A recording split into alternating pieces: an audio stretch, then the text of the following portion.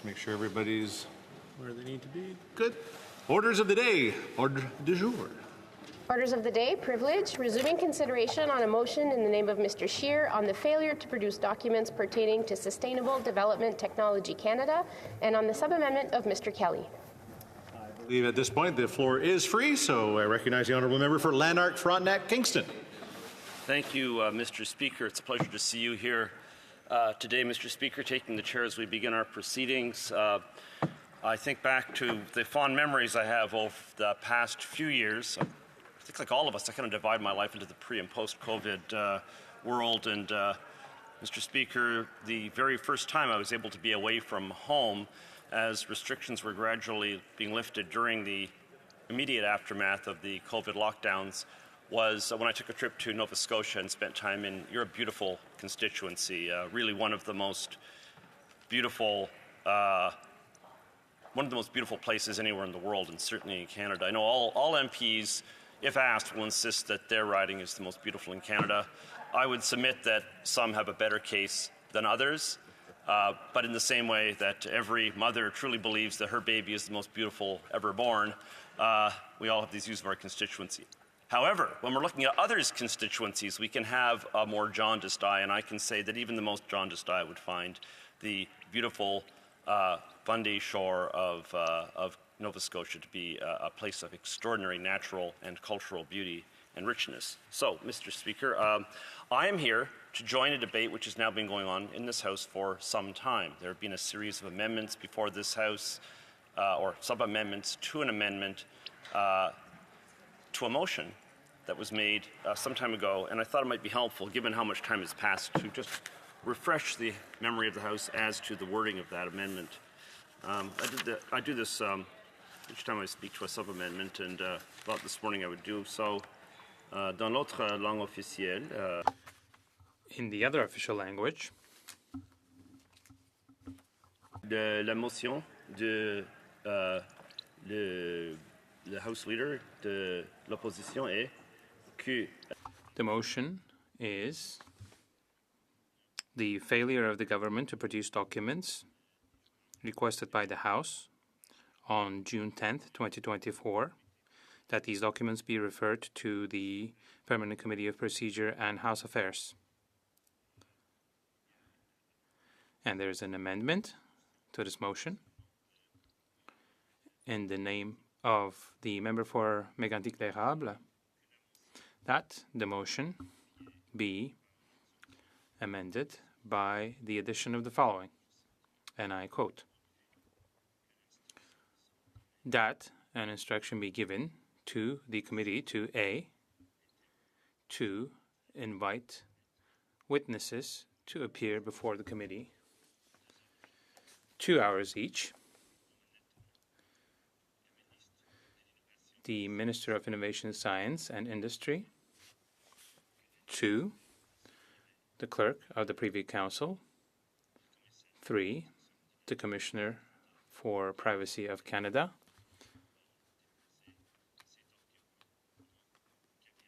that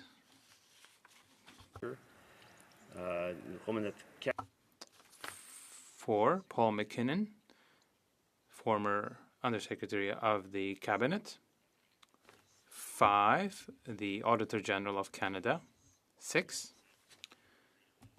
the Commissioner of the RCMP, 7, the Deputy Minister of Science, Innovation and Development Canada, number 8, the Parliamentary Legislative Clerk of the House of Commons, 8, the Chair of Sustainable Technology Canada, number 10, board members of STTC, and B, to report to the House no later than the 30th day of sitting following the adoption of this order. Since that motion was moved and that amendment, there have been several sub-amendments which have been debated before this House. I was able to speak to one of the other sub-amendments, and Now we are on a sub-amendment that's being presented by the member from Calgary Rocky Ridge, seconded by the member from Provencher, which suggests that the amendment which I just read be amended by adding the following wording: except that the order for the committee to report back to the House within 30 sitting days shall be discharged if the Speaker has sooner laid upon the table a notice from the Law Clerk and Parliamentary Council confirming that all government institutions have fully complied with the order adopted on June 10th, 2024 by depositing all of their responsive orders in an unredacted form. Meaning, of course, that all of this could be suspended if the original House order given back in June, to which the motion refers, which the main motion refers, were complied with. So the government could immediately bring to an end all of this, including bringing to an end the process that will tie up the Procedural and House Affairs Committee for some time, if it were to instruct its departments to provide these documents in unredacted form. I think it's a very sensible, reasonable sub-amendment to make. And I said I'd return to Romanet 3, the Privacy Commissioner of Canada, who respected the order of the House and deposited unredacted documents. I wanted to return to that one to make the point that it is possible to fully comply. Full compliance was achieved by a government agency, and it's interesting to note that the agency that did comply was in fact the agency whose responsibility it is to protect privacy. Right? This is the Privacy Commissioner of Canada, who, as you can imagine, is punctilious in having an official regard to the importance of keeping matters private. We've heard endlessly and volubly from the few members of the Liberal Party who are allowed to speak on this or any other topic about the ostensibly enormous procedural justice problems that would arise if these documents were submitted as the House ordered to the clerk and the legal counsel. These arguments are, of course, nonsense. I'll just restate the arguments. What's wrong with the arguments once again? What is wrong is this: the documents are being submitted not to the view of the general public. They are being submitted to a law clerk who would have the ability to sift through and make sure that nothing is disclosed in a way which would compromise an investigation. But we should be clear about this. Material is presented all the time to the police that has to be discounted at the time of an investigation if it's improperly acquired. And the ways in which evidence is improperly acquired are not likely to conform very closely to the situation we have here. You know, you have, for example, if the police raid someone's house with a warrant in which they're looking for a certain offense, they cannot then go on a fishing expedition and look for other offenses while they're in there under the auspices of that warrant. The court issued a warrant that gives them a very limited purview. So if they entered the house looking for evidence that they're illegal, let's say there's an illegal drug production facility, and while they're there they find some evidence of some greater crime, such as evidence that a murder has taken place, they can use that, but that's different. If they go in and are looking for the evidence of that drug facility and they find other things relating to unpaid parking tickets, for example, they can't use that material. So, I think we should be very careful of the procedural arguments that are made by this government as being inherently suspect. And while I'm on the subject, I should note that in general we should be very suspicious of the respect or lack of respect for procedural justice, for the law, for the rule of law, indeed for the rule of anything other than the absolute will of the sitting Prime Minister that we see displayed by this government. This is the same government that imposed the Emergencies Act, effectively a kind of martial law, in order to suppress a peaceful demonstration that was happening outside this place, which demonized the individuals involved in that, who were in fact mostly just hardworking citizens who were put in an impossible position by this government's ruthless and unfair actions towards them. A government which attempted under this Prime Minister to suspend the entire workings of responsible government for a year and a half. I can remember coming here in late March 2020, shortly after we'd had COVID had been declared a pandemic, and we were all, of course, in a personal panic, I guess, but we were all told, stay home. Our Prime Minister said, go home and stay home. And I still remember him standing there on Rideau Cottage, misnamed, by the way. Rideau Cottage, you can look it up on Wikipedia, it has its own article, is actually a mansion on the grounds of a 20-acre estate, Rideau Hall.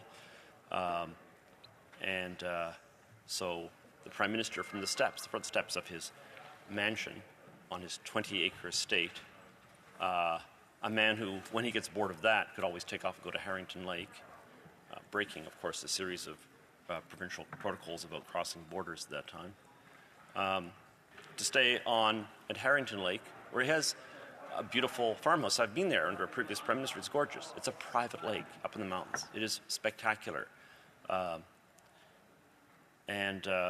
He could go from one to the other. But there he was saying to people who live in bachelor apartments, no balcony, maybe facing into a light well in the apartment building so they get no natural light.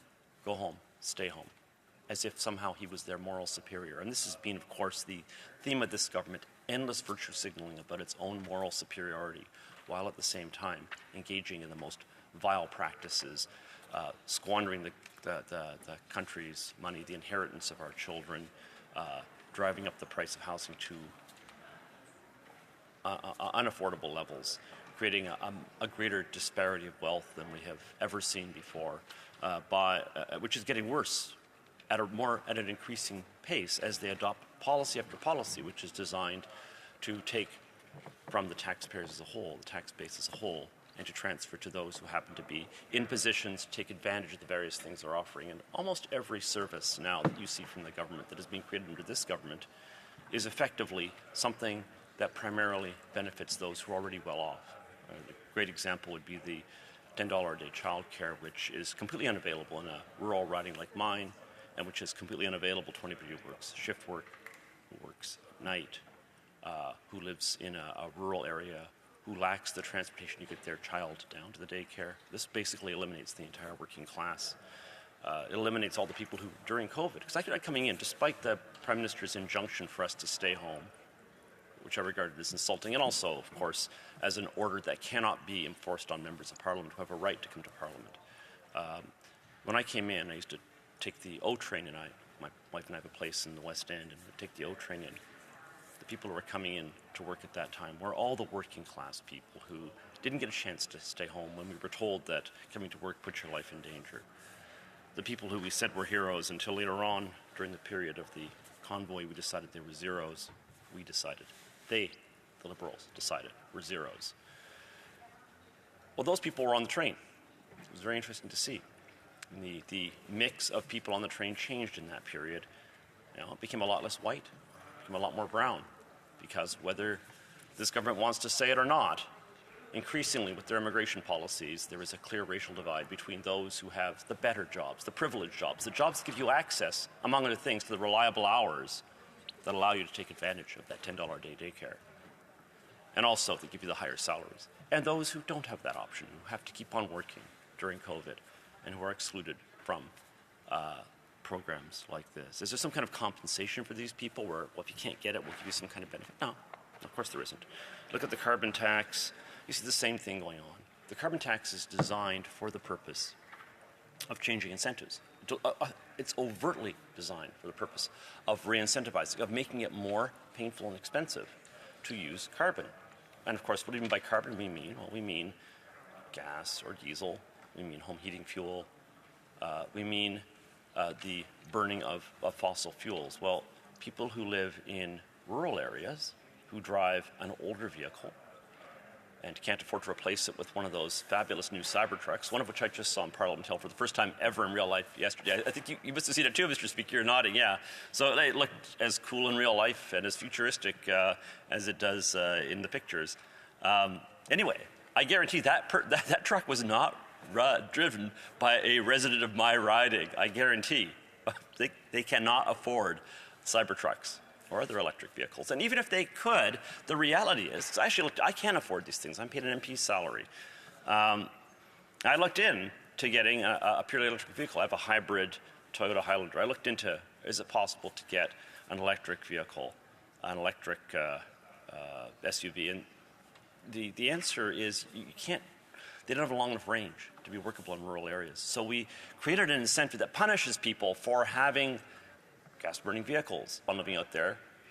You know, my riding and all ridings in rural Ontario and Nova Scotia, for that matter, are full of abandoned farms from over the decades as it ceased to be economically viable to live in one place or another.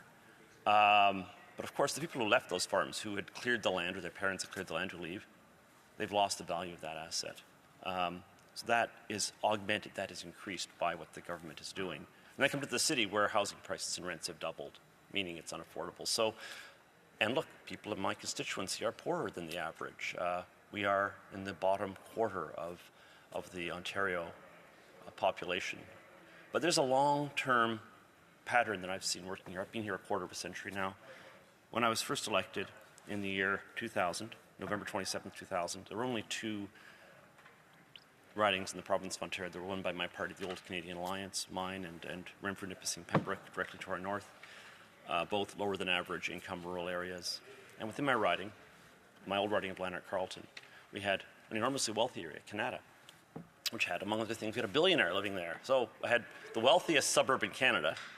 At the far other end of my riding had the poorest municipality, Lanark Highlands, in the entire province, outside of Indigenous areas in Northern Ontario. And interestingly enough, the results were I did worst in the wealthiest areas, best in the poorest areas, and the actual lowest income spot in the entire riding was the only spot where I got more than 50% of the vote at that time. And that's a pattern which has not disappeared. That pattern has replicated itself over and over again, not just in my riding, but across the country. The Liberals are the party of the privileged, the well-off, by which I do not necessarily mean that billionaire I was referring to who made his money in high tech. I am referring to those whose wealth and well-being is the result of what is properly understood as privilege. We hear a lot of nonsense about privilege. I remember on one occasion, one minister, I was asking a question about corrections and rose up and said, well, look, the members are asking the question from a position of privilege. I literally have no idea what that sociological academic babble even means. But real privilege, a privilege is a right which is issued as a license. It is a license right. Your driver's license is a privilege. You can't just hop in a car and drive. It's not an absolute right. You have to fulfill certain things. More and more activities are effectively privileged in this society, privileged to the same people over and over again. The rules are adjusted as necessary to ensure that those people and their friends and their relatives stay at the top, whether it is through adjusting the zoning laws and the housing regulations and the building costs so that effectively the housing supply is shrunk, making one group of people, I'm fortunate to be in that group of people, those who are older and own homes, wealthier at the expense of those who do not, who happen to be younger, more recently arrived in Canada, and typically browner. Now, if that seems like a picture of social justice, then you have a very different conception of social justice than do I. But that is this government. And this government has also been the opposite of transparency. It has kept us, we have been tied up trying to resolve the issue of getting them to release documents revealing the level of the depth of the scandal, and they've been willing to allow the House business to be held up for over a month while we deal with this. That says a great deal about how much they are committed to having absolute opacity, a black box of government under which they can carry on activities that I think do not meet with the standards of any decent Canadian. Thank you. Time for questions and comments, and I'm going to maybe just start off early in the morning, just sort of say, let's keep the questions short, we'll keep the answers short, and everybody can participate in the debate. Questions and comments, the honourable member for Nepean. Thank you, Mr. Speaker. Mr. Speaker, the honourable member mentioned that your riding is the most beautiful riding in Canada, but I have to take exception. Mine is the best riding in Canada. It represents true Canada. You know, it's a suburban riding. We have got 2 rivers. We have got agricultural land. We have got high-tech in emerging technologies. We have got 120 languages, 50% Christian, 30% no religion, 20% balanced faith. And we have got lots of children. We have got a lot of new schools. So the best riding that represents Canada of today and tomorrow. Now, I have got a question for the honourable member. He talked about the pandemic management. I'm very proud the way that our government managed the pandemic successfully. Under every metric, we did better than any other G7 country in managing the pandemic. Can the member tell us, compared to any other G7 countries, is there any other country other than Canada which has done better in any metrics in managing the pandemic? Member for Lanark, Frontenac, Kingston.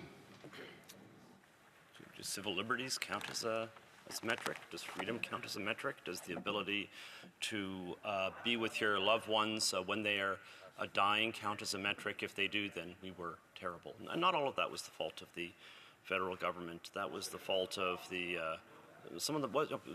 honourable member from Winnipeg Centre is, of course, interrupting as he always does. I don't know if a speech ever gets made in this House that does not involve an interruption from the honourable from Winnipeg Centre, whose word count is already far greater than the rest of us, and who really ought to wait his turn. Let's see if he can do that for the rest of this day as a special test, as a Christmas gift to all of us. It would be so awesome. Do you know, Mr. Speaker, I have to go when I'm working here, Mr. Speaker. I'm trying to get work done. I listen to music on my iPhone, and I put in earbuds to drown out the endless drone from that member, because makes it so he's like a black hole for ideas. Any useful thoughts come out of everybody's brain and just vanish into this behind the event horizon, Mr. Speaker.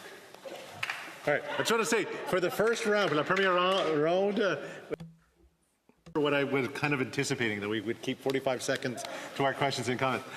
Question commentaire. Questions and comments. The Honourable Member for Joliet. Thank you, Mr. Speaker.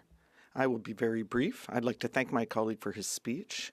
We have just learned that the Minister of Labour is invoking the Canada Labour Code to force postal workers back to work. Does this member believe that the government respects workers' rights? Thank you. The Honourable Member. First of all, I'd like to thank my colleague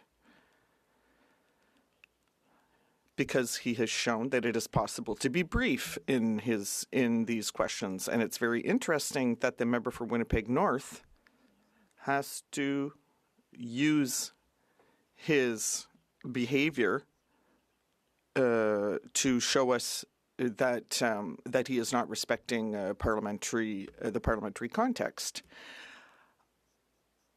I just learned the same thing, and so.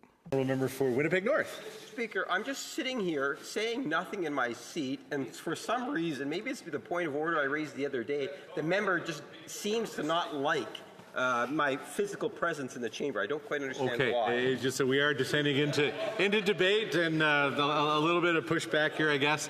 Maybe we just stick to the debate at hand. The honourable member for Lanark, Frontenac, Kingston. Forgive me, Mr. Speaker. Was that actually a point of order? That was not a point of order. Okay, well, I think I just made my point, didn't I? So thank you to the member for Winnipeg North Centre in order for making my point for me. No, I did not hear about this until just now. So I have a policy when I'm dealing with the media where I say I never comment on an issue to the first person who's told me about it. I want to go back and find out more. But that's once these questions come over, I'm going to scoot back into the back and find out more about what the minister is up to. And the other one for Windsor West.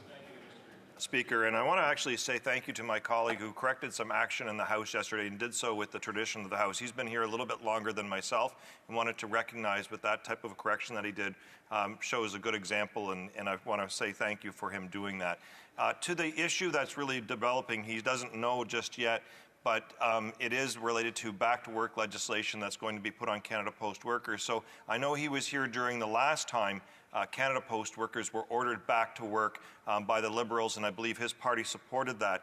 And I just want him to reflect is that now it's pushed this issue to the forefront now, if he has any thoughts about that. I know he hasn't got out the full information yet, but we're reflecting on what we did before because we pushed those problems to decades further by putting workers back to work without an agreement.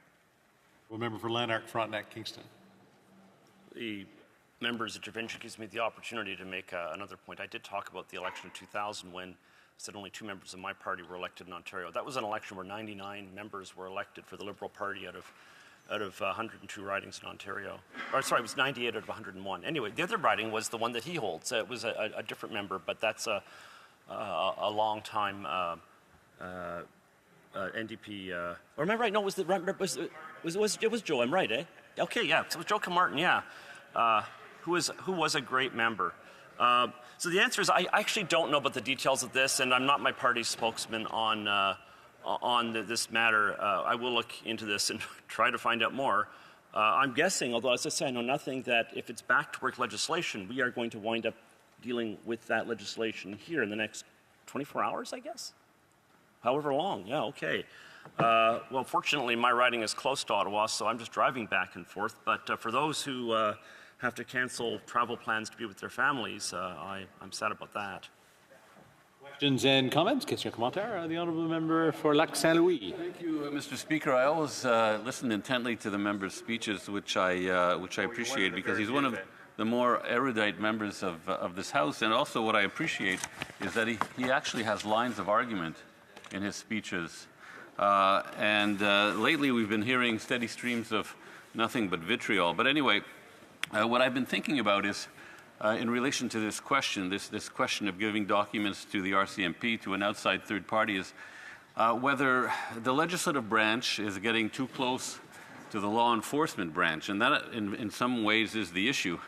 Now, if we looked at an analogy maybe, let's say at some future date in this House there was a coalition of parties that said, we demand to have the tax records of certain individuals.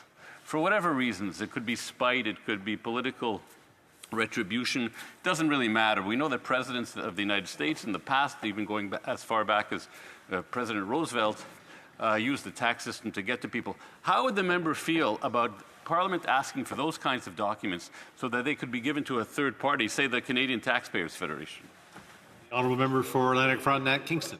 Well, first of all, I want to thank the honourable for his kind words. I likewise, one of the highlights of my career was working on the Parliamentary Special Committee on Electoral Reform, which this member chaired, and he did an extraordinary job with what I have to say was a very, very difficult file. So we don't often get the chance to say nice things about each other. I actually do think highly of most colleagues, both those who are presently here and those who, like Joe Martin, have left. We've had many extraordinary people pass through.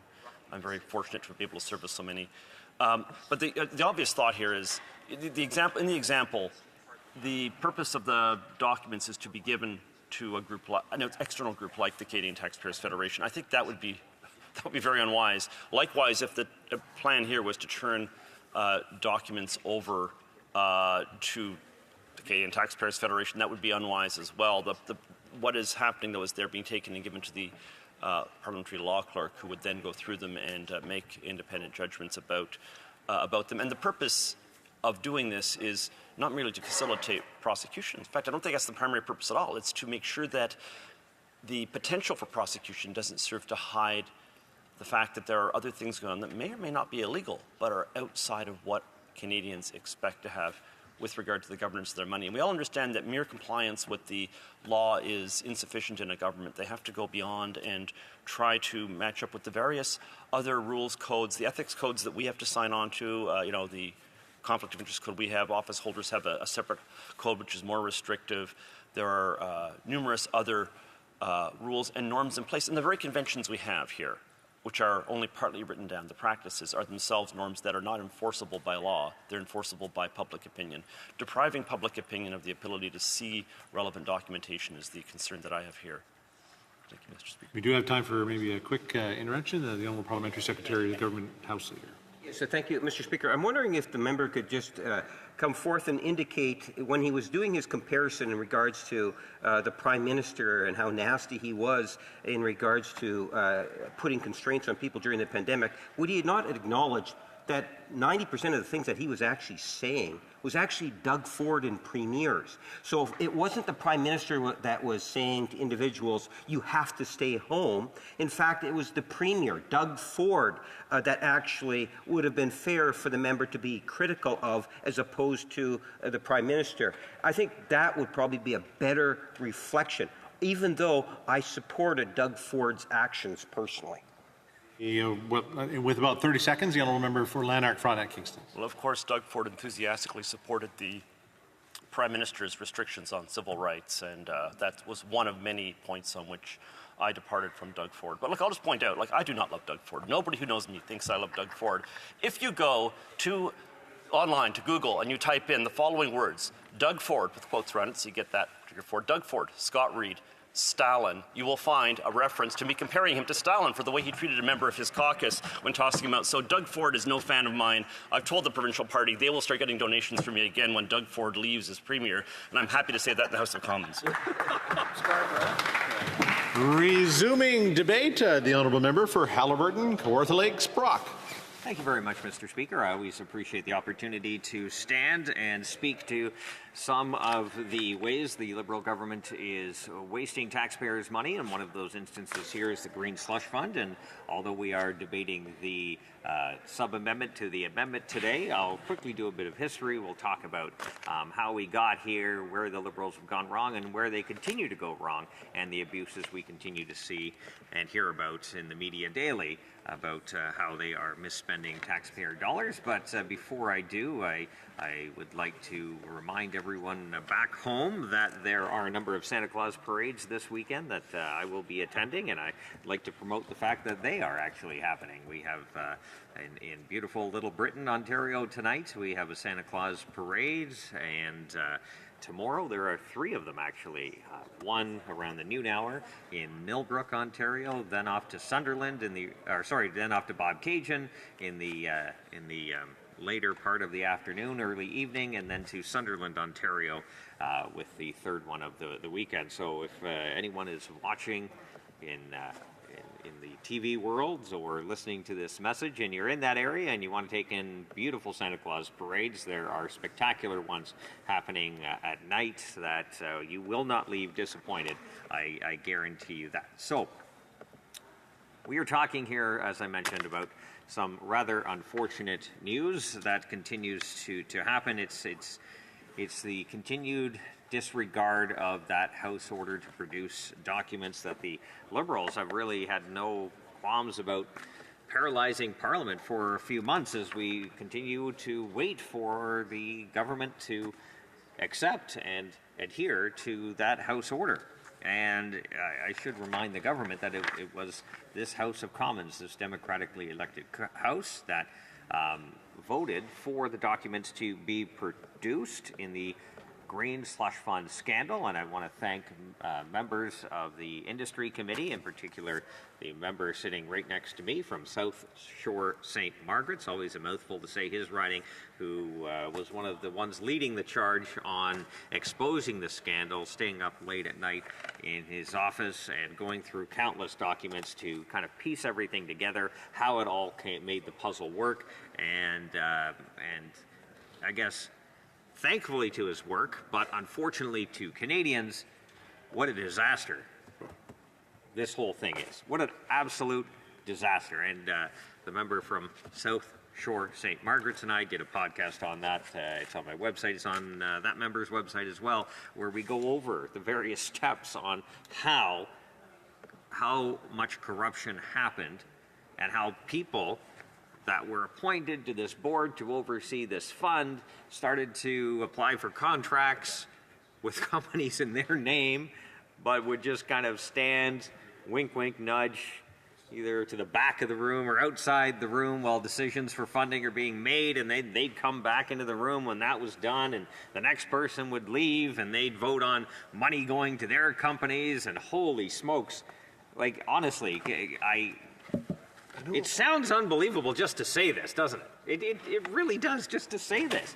And the minister didn't know about it, right? Correct? The minister became aware through his people in his office, said there might be a bit of a problem here. And of course, in typical Liberal fashion, what does that matter, right? It's only taxpayer dollars. Why bother actually being accountable for that kind of thing? It's actually unbelievable. It really is. For a fund that had good intentions, and leave it to the Liberals to really make a mess out of that. Unbelievable. And I think that's the core of also the discussion that's happening within Canadians' minds and around kitchen tables now. It's how fragile the economy is right now, how the anchors of our economy have taken a massive hit. And you look at oil and gas, you look at mining, you look at lumber, the traditional anchors of our economy that produce jobs, opportunity, and wealth, also tax revenue to allow the government to spend on the various social programs that I believe all Canadians appreciate, how massively those industries have taken a hit. We've seen billions of dollars in investment leave this country to go to other markets and invest. The United States is one of many that we've seen this flight happen, and many predictions are that this will accelerate over the coming months because of the policies put into effect by this government. Most certainly, it goes around certainty within industry, right? Like capital takes the path, like water, capital takes the path of least resistance. Right now, there is very little certainty in the anchors of our economy in terms of starting and completing a project.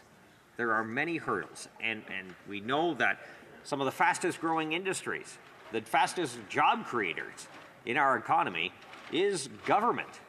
And government's job, really, when you put all the people, not talking about the service delivery people, they are doing amazing work. When you bloat the middle, you bloat the top, things slow down.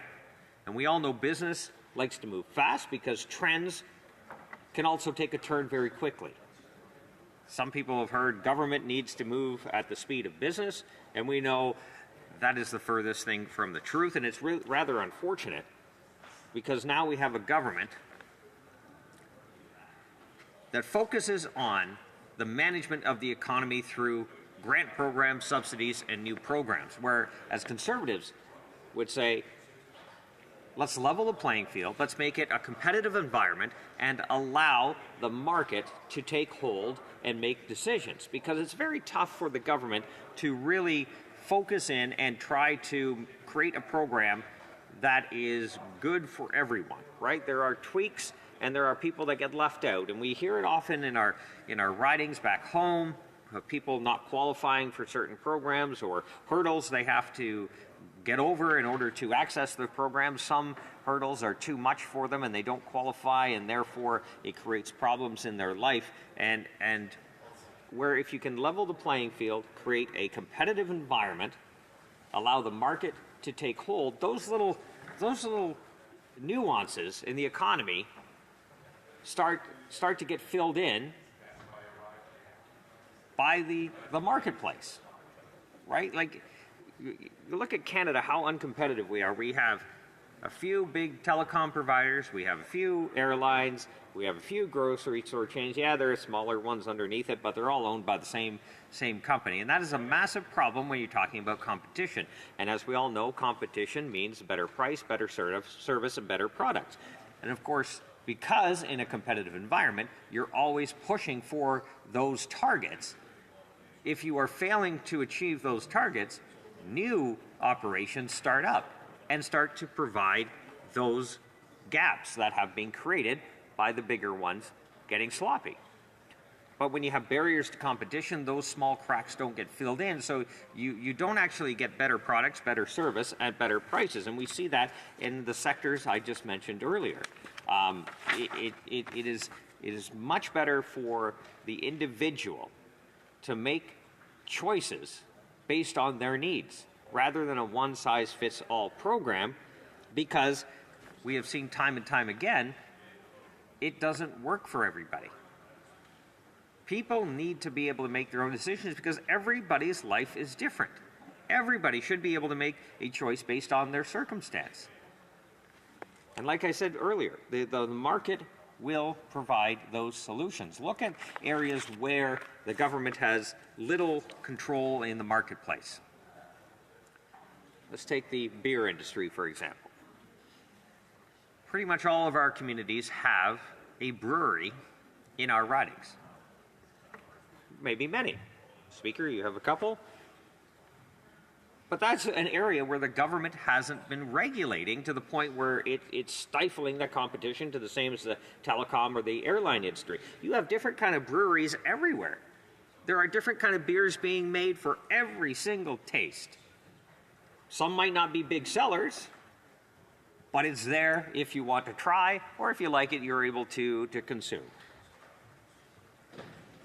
The point is that when you allow the market to flourish, the market will provide, and people, when you have more choices, when you are freer to make those decisions, it's generally a happier population altogether. And you look where the government clamps down the most, it's the most unhappy people.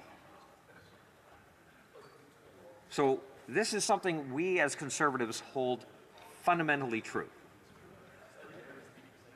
If the government were in charge of the music industry, and this started back upon Confederation, I pretty much guarantee you we'd still be listening to chamber music, right? You would have some, the cellist union or something upset about this or that. It would be a bureaucracy that would not be able to move. Meanwhile, there are many different genres of music right now for everybody's taste, and it keeps developing over and over the years, the months. You always get something new, and trends go up, trends go down, and that's because you have artists with the ability to make their music, make their product. And some make hits and go on to make lots of money.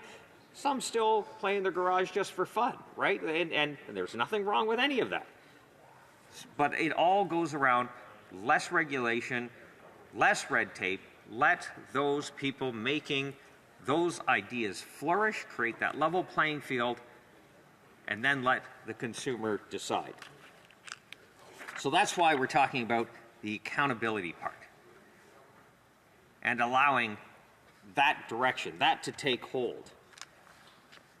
But one of the issues I'm having in my portfolio now as the critic for Crown Indigenous Relations and Indigenous Services, and some might have heard the news, is the issue around Jordan's Principle. Something that is starting to really heat up now. You might have seen the news the other day, APTN, the Aboriginal People's Television Network, published a series of reports about how badly the government is doing on Jordan's Principle. And that's ensuring that children are funded for the care, right?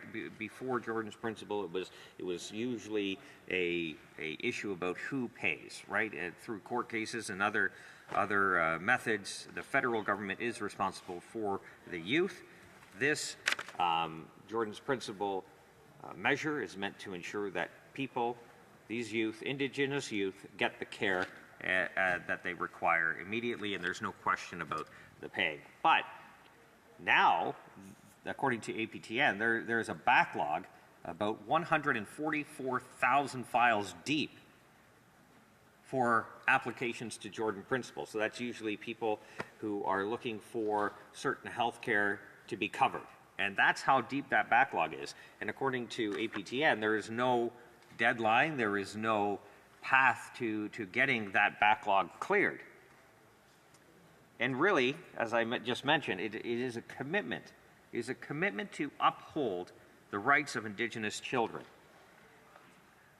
So for those just joining, so it's named in honor of Jordan River Anderson. He's a young boy, was a young boy from Norway Cree Nation. Jordan's Principle was designed to ensure that First Nation children receive the same access to public services as non-Indigenous children. No delays, no disruptions. And our leader, the member from Carleton, has said if a Conservative government is elected in the next federal election, we will fully fund Jordan's Principle to ensure that no child, regardless of where they live or their heritage, would be denied or delayed essential services because of bureaucratic red tape.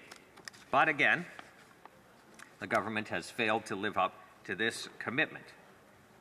And some of these Indigenous children face some of the most serious health and social challenges. They continue to be denied the services they need to be able to thrive. It's from health care, it could be to education, from mental health services to the basic needs like mobility aids and medicine.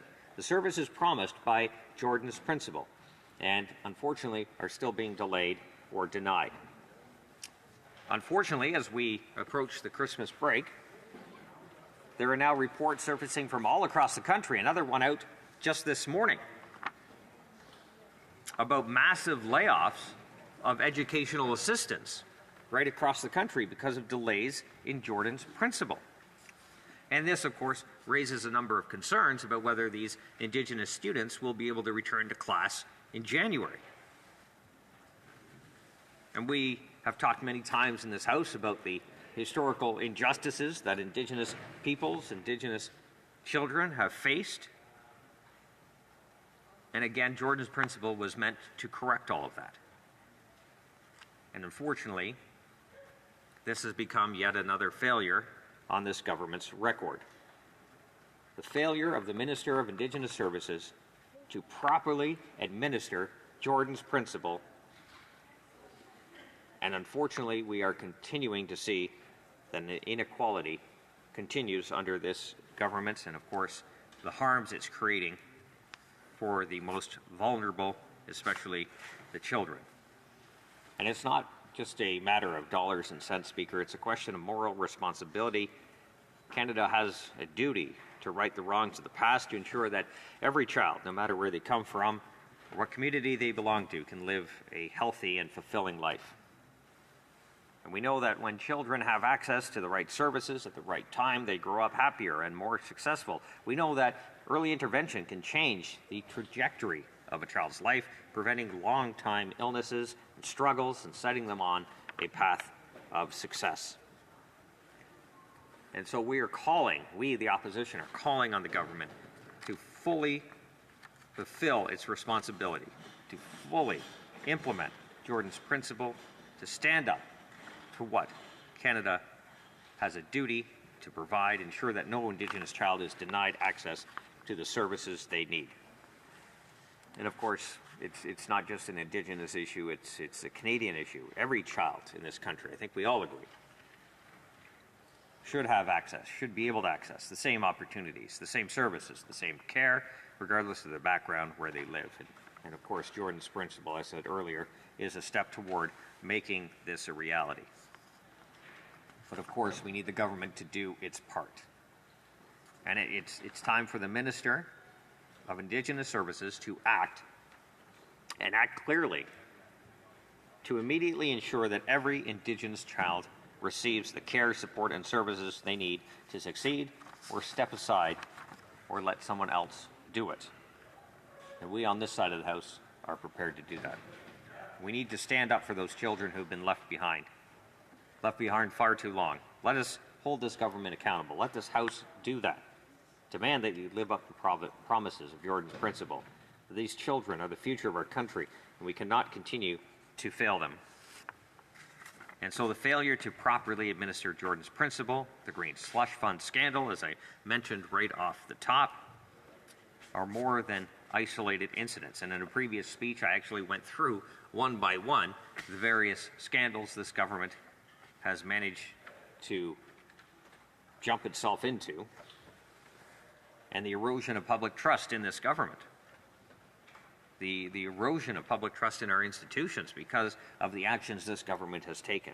And when Canadians see their hard-earned dollars get squandered on waste, fraud, and abuse, they start to lose faith in the ability of their government to act in their best interests. So the Green Slush Fund raises concerns about the effectiveness of this Liberal approach by focusing on more political maneuvering and less actual, tangible solutions. Canadians continue to see their frustration grow with this government. Time is running out for this government, I think. Many people are calling for a change. Many people are calling for an election. Many people want to see their country start to thrive again, to make products here at home, to create jobs, to create opportunity and wealth, all of which has been slowly fading away because of the policies by this Liberal government. So hopefully the government will see that it's time to put their ideas to the test, perhaps even implement some of our ideas. And we've talked about how taking the tax off new homes can start to create that ability for first-time home buyers to create a opportunity to get into the home ownership market, talking about axing the tax, fixing the budget, and stopping the crime. And we hope to do that very soon if given the opportunity by Canadians after the next election. So thank you for your time, Speaker, and I appreciate the opportunity, and I look forward to the questions ahead. Questions and comments. The honourable member for Lac Saint Louis. Thank you, Mr. Speaker. I recently had a chance to substitute onto the Committee on Indigenous and Northern Affairs for the study of Bill C-61, and I appreciated sitting with the honourable member, whose interventions I thought were quite thoughtful. He mentioned in his speech about the need to improve the competitive environment, to improve competition. And that's exactly what this government did through Bill C-59. Especially those changes were in many ways aimed at increasing competition in the grocery sector. I'd like to know what the member thinks of those changes in Bill C-59, and if he liked them, why he and his party voted against it. The honourable member for Haliburton, Kawartha Lakes, Brock. Thank you very much, Mr. Speaker, and I appreciate the words from the member opposite. And yeah, we did have a good working relationship on Bill C-61. I thought there's a lot of good discussion as we moved through that piece of legislation, and it was good to see that member come from a different committee and add a bit of a different perspective, and that is always appreciated. In terms of his question, I think overall competitiveness is lacking in this country. I think if you look at where investment is and where it isn't, that becomes very clear.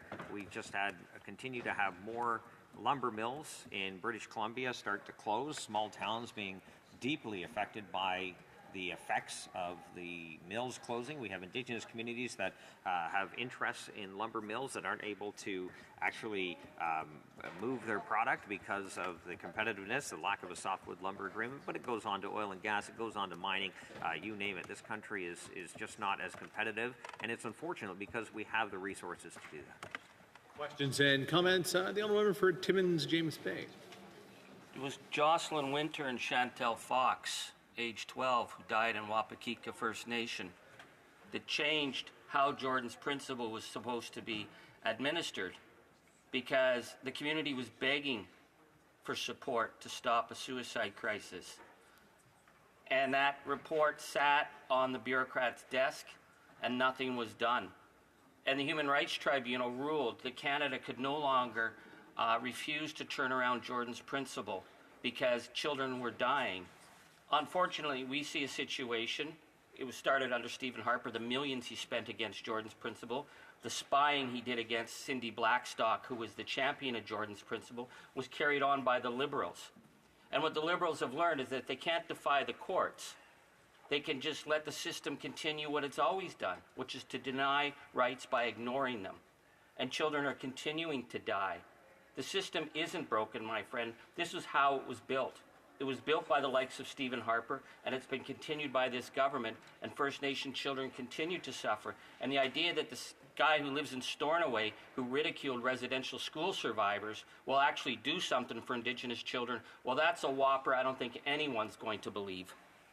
The honourable member for Haliburton, Kawartha Lakes, Brock. Thank you very much, Mr. Speaker. As the member from Carleton, our leader, has said, in July, the Conservative government have given a chance to to serve will fully fund and implement Jordan's principle, because Indigenous children should have equal access to care and supports when they need it, where they need it, no matter where they live. And that is something I agree with and fully supports our leader. Questions and comments? The Honourable Member for Nepean. Thank you, Mr. Speaker. Mr. Speaker, the honourable member mentioned about the need to reduce the tax and also about the investment. Due to the actions of the government, the inflation now has come down to 2%. Bank of Canada has reduced the interest rate for the fifth time to 3.25%. But there's still some pain amongst the Canadians with the cost of living, and hence the government has taken measures. I have actually two questions for that member. When he talks the need to reduce the taxes, why is he not supporting the government measure to eliminate GST on certain items for the next 2 months? That's number one. Number two, he talked on the investments. Why doesn't he recognize that Canada attracted the best foreign direct investment per capita amongst all the OECD countries? Does it not show the confidence that the international corporate world has got in Canada? The Honourable Member for Haliburton, Kawartha Lakes, Brock. Well, thank you very much, Mr. Speaker. I know the member opposite fairly well, and I know he's a very smart individual. I remind him that the inflation that has taken hold in Canada is baked into the prices we are seeing now. So it's not as if prices are actually going down. The price of groceries are still absolutely insane, and we see that at the food bank in record numbers. And I don't think that's a measure of success that the government really has thought through, because when you're pushing people with food bank, that's not actually a good thing. In terms of the interest rate cut, I don't think that's the flex that the government thinks it is. I think there is deep concerns about the economy, and I outlined that earlier in my speech. When we return to this, the Honourable Member for Haliburton, Kawartha Lakes, Brock will have about 4 minutes in his questions and comments. But we'll move on to statements by members. Déclaration de député. The Honourable Parliamentary Secretary and Government House Leader. Yes, thank you, Mr. Speaker. We all know that foreign interference is a very serious issue in Canada. You can think in terms of extortion, murder, political interference, all through foreign interference. And it's interesting, now we know that the leadership convention in which the current leader of the Conservative Party was elected, that there is foreign interference with respect to that leadership.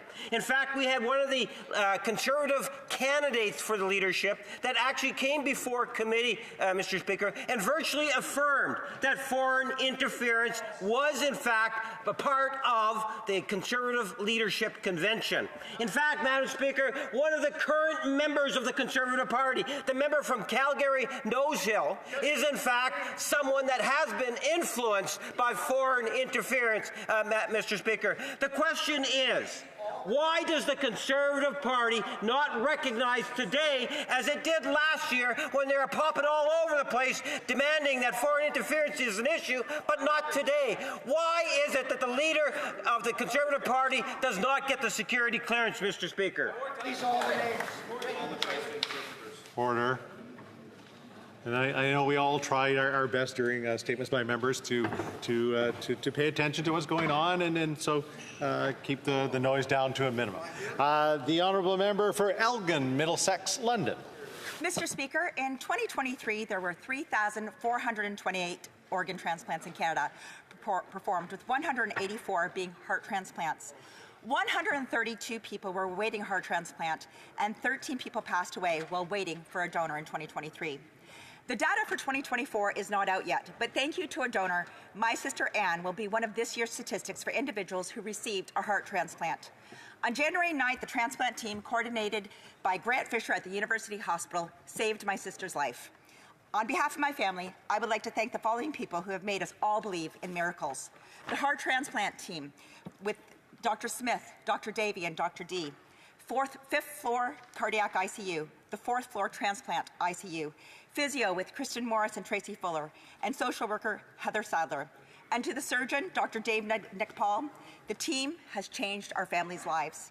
By August, my sister saw both her son and her daughter both get married, and soon Anne will be able to watch her granddaughter Collins meet her new cousin. None of this would have been possible if it wasn't for a donor. To Anne's heart donor and to their family, thank you so much. You too can be a donor. Please give the gift of life. Thank you, Mr. Speaker.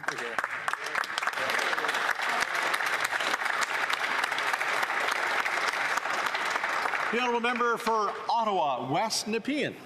Mr. Speaker, the people of the country of Georgia are courageously fighting for their freedom, democracy, and a European future.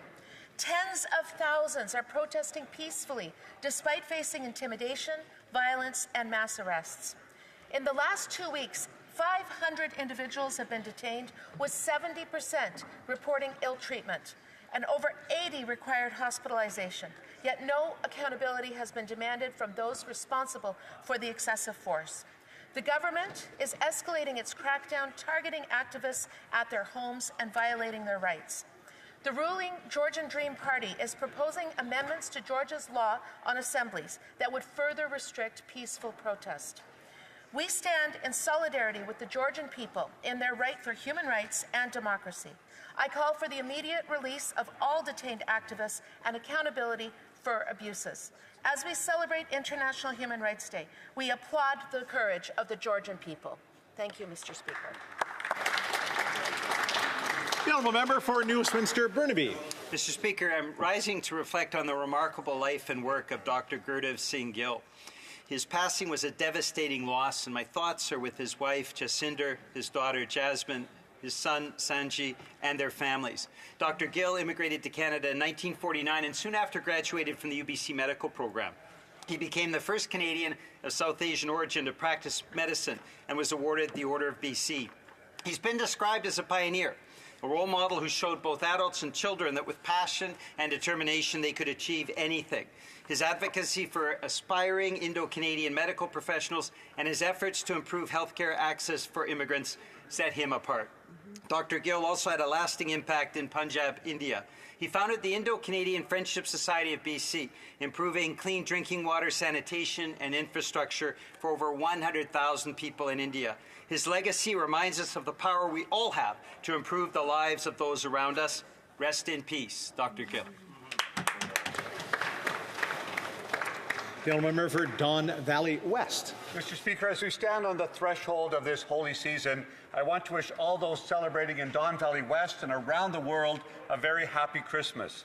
The promise of Christmas is that love can and will break through all the cynicism, disappointment, pain, and despair that continues to this day, long after Jesus walked the dusty roads of Palestine. Christmas didn't happen just once. It happens every time someone lights a candle to make the way a little easier for another person. It happens every time someone welcomes a refugee or a broken person into their community. It happens every time we lift another person up, giving them more love, more hope, more success. Christmas is a hard time for many. This Christmas, welcome the stranger, feed the hungry, give hope to the lost. Let's make Christmas happen again. The honourable member for Lévis-Lotbinière. Mr. Speaker, the Liberals' elastic deficit is a source of tension between the Prime Minister and the Minister of Finance. Should the inflationary deficit be increased to $46 billion or $40 billion? That is the question.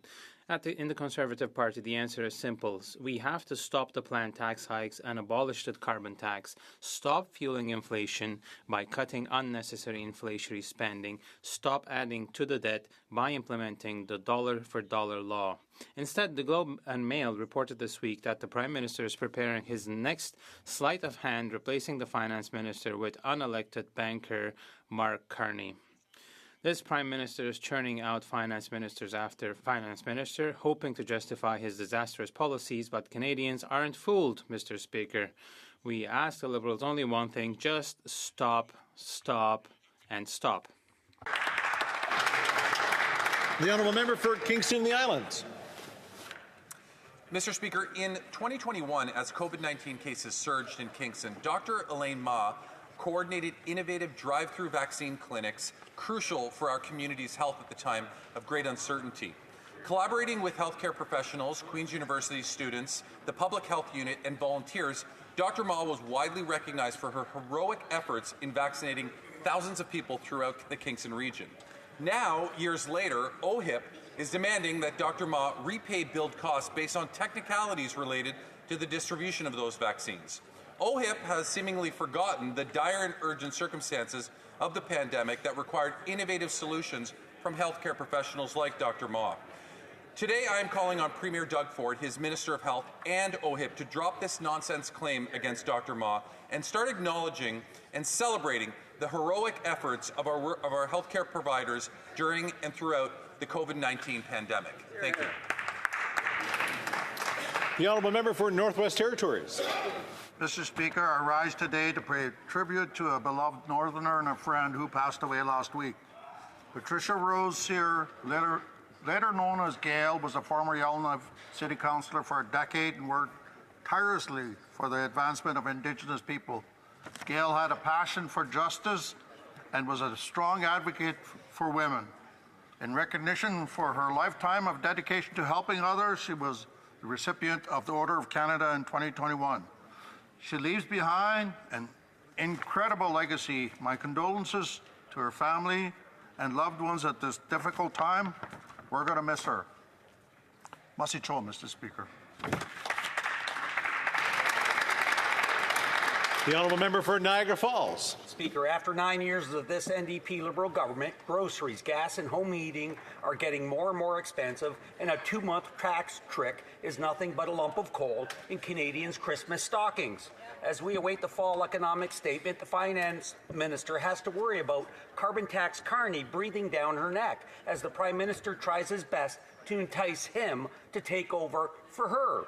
Liberal tensions on deficit spending are said to be causing this internal Christmas conflict, but common sense conservatives can offer some advice to help.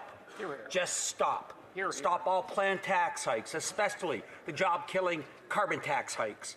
Stop fueling inflation by cutting wasteful spending and axing the sales tax on new homes. And stop adding debt by confirming that the deficit has not crashed through the $40 billion guardrail the finance minister promised.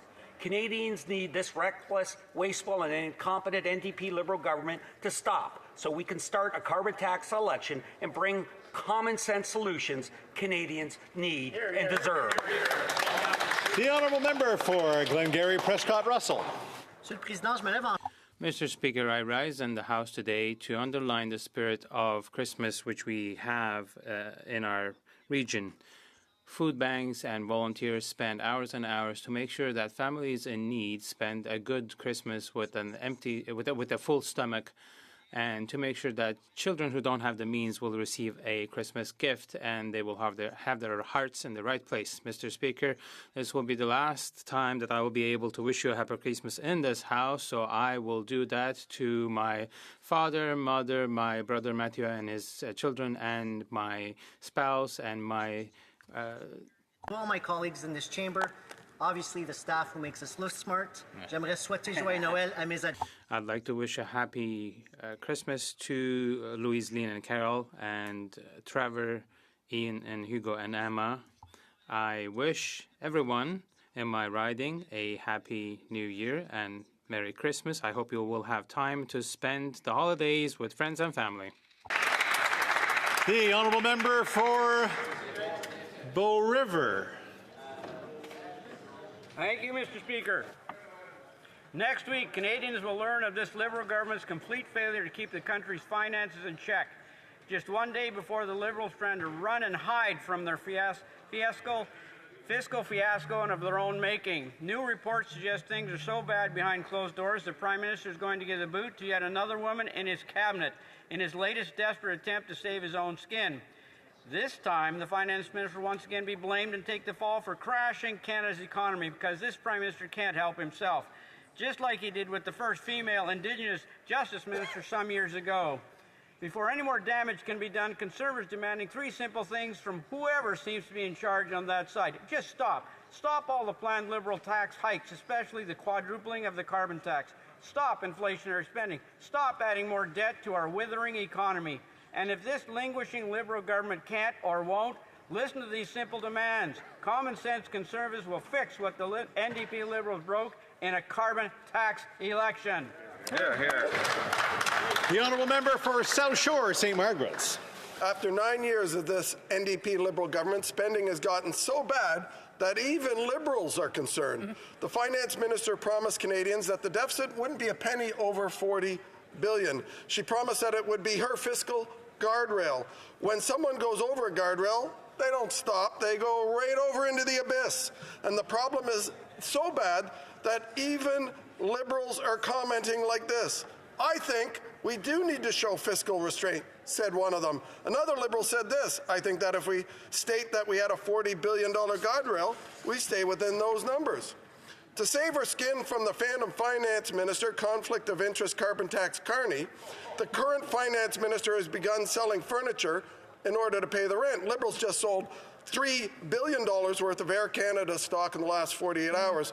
And desperate Liberals will do anything to save their sinking ship. The solution is simple. They should just stop. Stop increasing spending. Stop increasing taxes. Stop increasing inflation and call a carbon tax election. The honourable member for Ottawa Centre. Thank you, Speaker. It's been 1 year since the Liberal government launched the Canadian Dental Care Plan. The results are nothing short of remarkable. In just 12 months, 3 million Canadians have been approved for coverage. And since over 1.2 million people have accessed affordable dental care in all our communities across Canada. That's 1.2 million brighter smiles, 1.2 million healthier families, and 1.2 million reasons to celebrate. And talking about reasons to celebrate, tomorrow we're cutting GST on all essential goods. We're talking about food, children's clothes and toys, books, beer and wine. That's cutting sales tax for 2 months to help Canadians. And we're just getting started, Speaker. Our government will continue to stand by Canadians, breaking down barriers and ensuring access to the help they need. Let's keep the momentum going and help Canada shine brighter, one smile at a time. Bravo. Bravo. Mark, I think he's asking a job. The honourable member for Windsor West. The Liberal Labour Minister has intervened in the negotiation process and ordered the Cup W members back to work, similar to what they have done in the past with the Conservatives. Not respecting the bargaining process led to this in the very first place. No one makes the decision to go on strike lightly, especially as the holidays approach. This was a result of decades of disrespect and disregard. Postal workers are crucial for our communities, often having to work late into the night. They do more for the mail delivery. They keep us connected and our streets safe. Their absence during the strike has been deeply felt by all, proving their value for our present and our future. While Canada Post CEO Doug Ettinger makes $500,000 per year and executives easily over 6 figures, our dedicated postal workers are simply asking for a fair deal and safe working conditions. To postal workers across Canada, I and New Democrats stand with you. Undermining the bargaining process comes at your expense, the public's expense, and a successful future for Canada Post that provides a key service in a functioning democracy and a successful economy. Here, here. The honourable member for Montarville.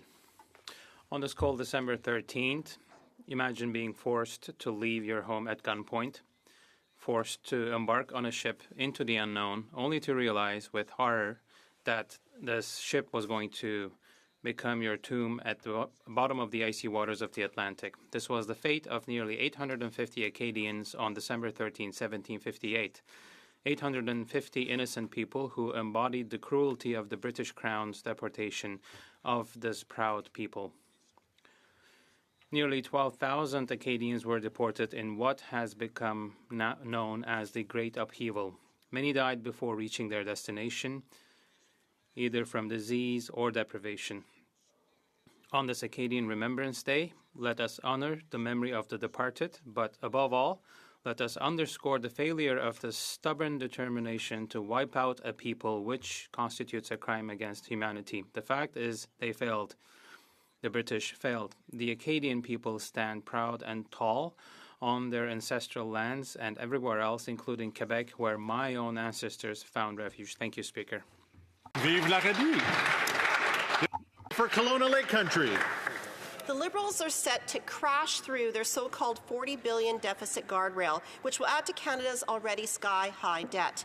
Incredibly, this fake feminist Prime Minister is going to blame this on the Finance Minister, setting up her firing to replace her with conflict of interest carbon tax Carney. The Finance Minister admitted that deficits cause inflation and promised she would cap the deficit at $40 billion and not go a penny over. Despite this, the Prime Minister came along and is forcing her into spending more. The fake feminist Prime Minister has been working overtime, behind the scenes, to fire Canada's first female Finance Minister and bring in his guy, carbon tax Carney, conflict of interest Carney. This is an insult, especially when he stated just a few days ago that, quote, "I am always and will be a proud feminist." Canadians deserve better than that, and this incompetent Prime Minister is forcing the Finance Minister into blowing through an already crazy $40 billion deficit. The Honourable Member for Pierre Fond-Dollard. Mr. Speaker. Very good at coming up with slogans on cutting taxes. Unfortunately, he is not very good at acting on what he says. You would think that the Conservative caucus would be the first to support a GST tax credit, a tax credit that puts real money back into the pockets of Canadians. But they didn't. Their leader whipped them into voting against a tax credit for Canadians. Canadians deserve a leader that backs their words with actions, not empty rhetoric and performative outrage. This government, our Liberal government, is delivering real affordability measures for families, while the Conservatives are busy voting against solutions for Canadians. We Liberals have cut taxes where it matters, whether for the middle class or small business, while the Conservatives continue cutting their credibility.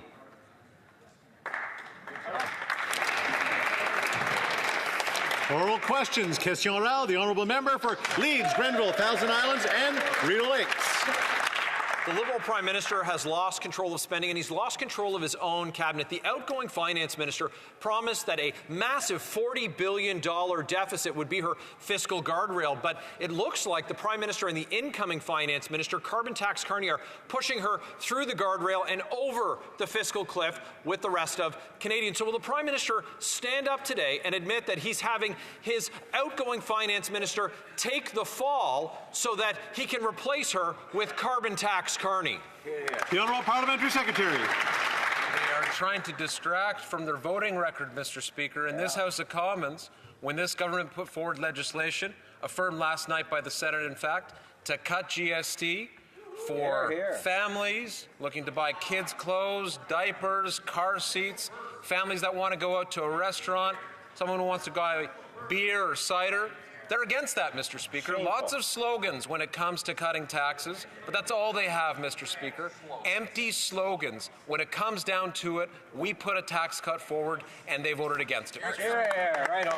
The Honourable Member for Leeds, Grenville, Thousand Islands, Rideau Lakes. A tiny 2-month tax trick is not going to help the more than 2 million Canadians lined up at food banks every month, or pennies off of Pepsi for Canadians who are going to pay $800 more for groceries in 2025. So this Prime Minister is forcing his outgoing Finance Minister to take the fall for the effects of his inflationary spending that's pushing his $40 billion deficit guardrail right to past and over the cliff. So will the Prime Minister admit that it is in fact his inflationary spending that's the cause of this massive deficit? The Honourable Parliamentary Secretary to Minister of Housing. The lowest debt and deficit in the G7, Mr. Speaker. A 5th consecutive interest rate decline. What is that? That is good news, Mr. Speaker, for business owners looking to expand. It's good news for mortgage holders looking to renew, families looking to buy a home, Mr. Speaker, and there's many other examples. They want to distract from their record. In fact, think about the Harper years. The worst rate of economic growth had Stephen Harper going back to R.B. Bennett in the 1930s, Mr. Speaker. They're not serious about these things. The Honourable Member for Leeds, Grenville, Thousand Islands, Rideau Lakes. Good news. He's talking about good news like Canadians have never had it so good. The highest household debt because Canadians can't afford to pay their mortgages. They can't afford to feed themselves. They can't afford to heat their homes or put gas in their cars after 9 years of this NDP Liberal Prime Minister who said that the budget would balance itself, that he doesn't think about monetary policy, and it should be the bankers that worry about the economy. Even his caucus is calling for some fiscal sanity after 9 years of his economic vandalism. When the deficit smashes through $40 billion, will at least he allow his caucus to have a free...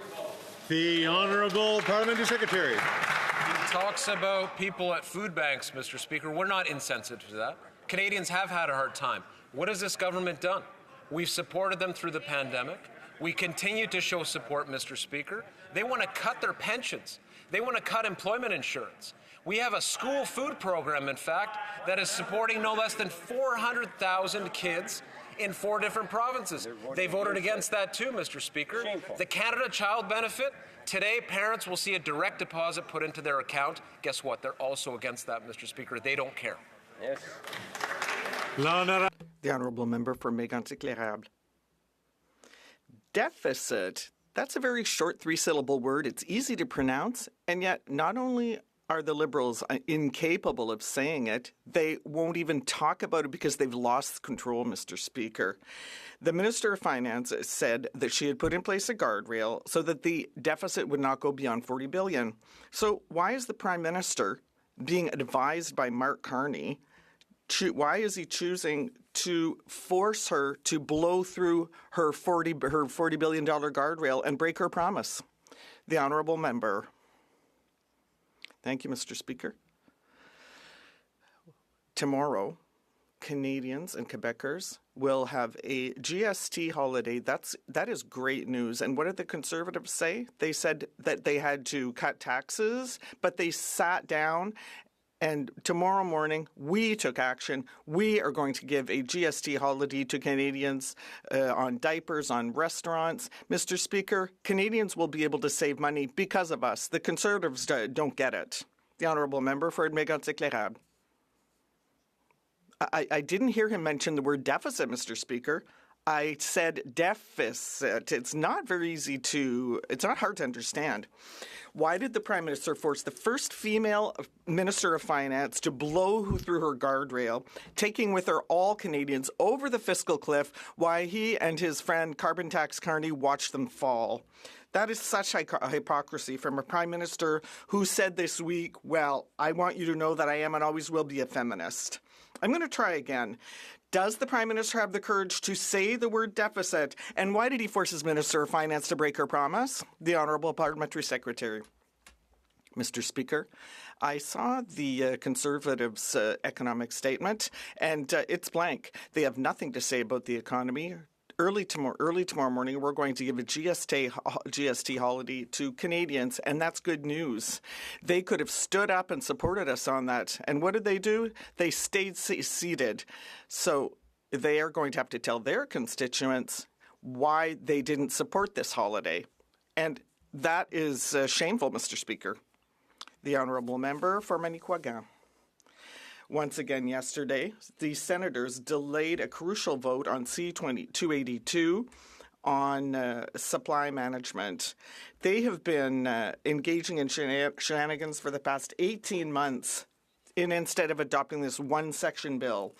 Instead of respecting the will of all parties, the unelected senators are obstructing and filibustering. And, irony of ironies, they took 4 hours of paid breaks yesterday. Will the government denounce this sad spectacle? The Honourable Parliamentary Secretary for the Minister of Agriculture.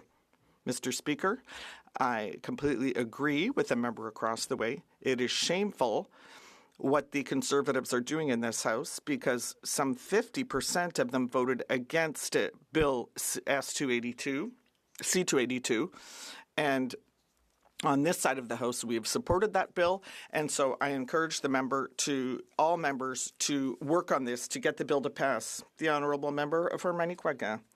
I am calling on all party leaders. Every single one of them voted to protect supply management in trade agreements. So today, they now have the responsibility to call on senators to respect the will of elected officials. They have to tell the unelected senators that they're not paid to take breaks, that they have work to do, even though it is very superfluous. The Lords of the Senate will be sitting again next week. Will all the leaders, especially the Prime Minister, call on them to pass Bill C-282 before the holidays? The Secretary Parlementaire. The Honourable Parliamentary Secretary. Thank you, Mr. Speaker. For the past few months, I have heard the Prime Minister say on a number of occasions he was encouraging the other place to adopt C-282, but I didn't hear the same thing from the leader of the Conservative Party. I know it's rough on that side of the House. Half of them voted against supply management, but everyone on this side of the House voted in favour, and we expect that the other place respect the wishes of the House of Commons. For New Westminster, Burnaby. The Parliamentary Budgetary Officer revealed yesterday that over 2 million Canadians don't have access to adequate or affordable housing. No surprise. Average rents now in the lower mainland of British Columbia for a one-bedroom are over $2,500 a month. Staggering. The Liberals have simply been too weak to take on the corporate greed that is fueling housing prices. And Conservatives, of course, they will just make their corporate landlord buddies and developer buddies richer.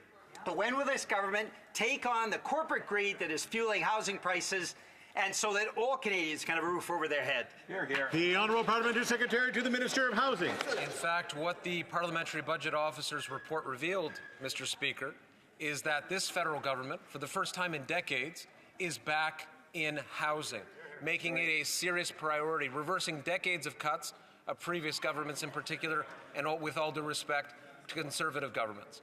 Mr. Speaker, the reality is that we have more work to do, but we've seen through vital programs that would be cut by that party, like the Reaching Home program, 87,000 people lifted off the street, and almost 150,000 people who are going to be homeless, not homeless because of our strategy on that. We'll continue.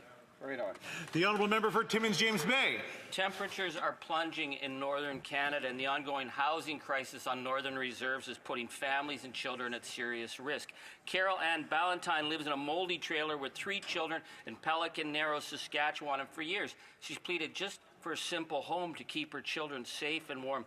But to the Liberals, she's just another name on an ever-growing backlog of heartbreak and homelessness in the North, a crisis they continue to ignore. So, simple question, why is this government refusing to help this family? Why are they refusing to step up and deal with this crisis? The Honourable Minister, Northern Affairs. Thank you, Mr. Speaker. We've been working since 2015 on creating partnerships with provinces, with territories, with Indigenous leaders to get more houses built all over the North, Mr. Speaker. Several years ago, we invested $4 billion in distinctions-based housing to get construction done. Last year, there was another $4 billion for an urban, rural, northern housing reserve. We're going in the right direction, and there's still lots of work to do. The Honourable Member for Calgary Forest Lawn. Carbon tax Carney's Canadian comeback fueled a fiscal feud for this furious finance minister. The Prime Minister forced the finance minister to crash through the $40 billion deficit guardrail promise. The PBO says it'll be at least over $6 billion. Now that the Prime Minister is done using her, he'll dump her for carbon tax Carney. Will the Prime Minister confirm once he fires his finance minister, the deficit won't be a penny over $46 billion? Good question. The Honourable Parliamentary Secretary to the Minister of Public Safety. Thank you, Mr. Speaker. While that member practices on things that rhyme with F words, our minister actually renegotiated NAFTA with Trump. Our minister introduced supports during a global pandemic to keep businesses and people going. Our minister tomorrow will see a GST tax breaks for Canadians. So while Conservatives practice their rhymes, we're delivering real supports for Canadians. The Honourable Member for Calgary Forest Lawn. Their minister is the reason why Canada's economy is crapping out. And just to take dimes off of Doritos, they'll crash the deficit guardrail, taking Canada's finances off a cliff. The Prime Minister forced the Finance Minister to implement it. The PBO confirmed that they're already $6 billion past that fiscal guardrail. Canadians want to know how bad carbon tax Carney and the Prime Minister will smash through the $40 billion deficit guardrail. How bad is it? What is the deficit number? The Honourable Parliamentary Secretary. Mr. Speaker, it's pretty clear that when the Conservatives have no real argument or debate, they just insult people. Because on this side of the House, our Finance Minister has a record of helping people in some of the hardest times that this country has ever faced. A global pandemic, global inflation. We saw another interest rate cut just this week, and tomorrow we will see more tax breaks for Canadians. Something Conservatives promised they'd do, but weren't able to. So what is it, Mr. Speaker? Is it the fact that our plan we're actually implementing, or they can't stand it's a woman doing it? The Honourable Member for Northumberland, Peter.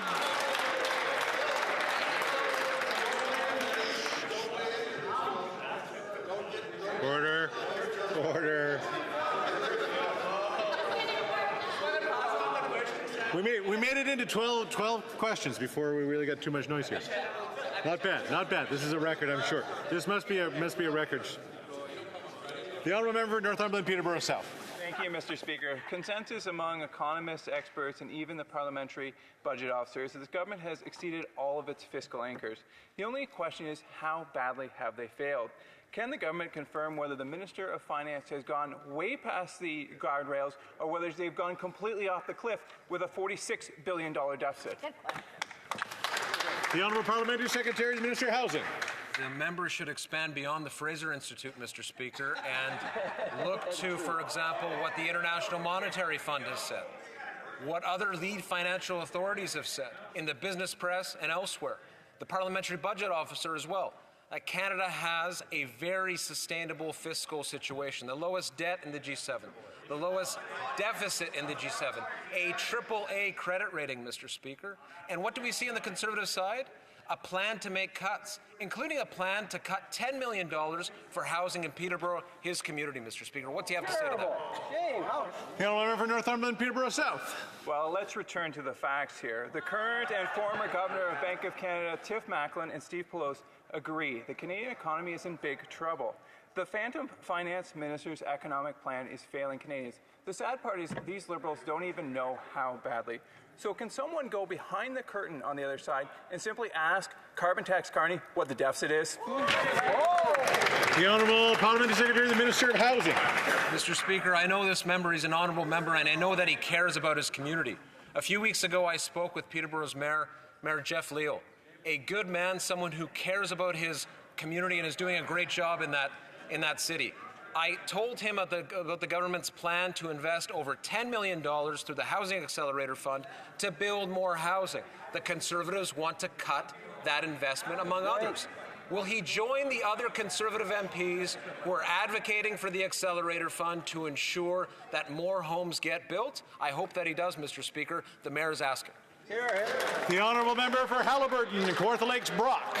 Speaker, the Prime Minister has lost control of his spending and his cabinet. The PBO says that this year's budget deficit could be as high as $46 billion, smashing the $40 billion guardrail promised by the Finance Minister. And like so many ministers before her, this Finance Minister's time might be limited simply for standing up to the Prime Minister and his radical agenda. Will the Prime Minister confirm that he is ignoring his Prime Minister's $40 billion guardrail promise, and tell us if the deficit will exceed $46 billion? The Honourable Parliamentary Secretary.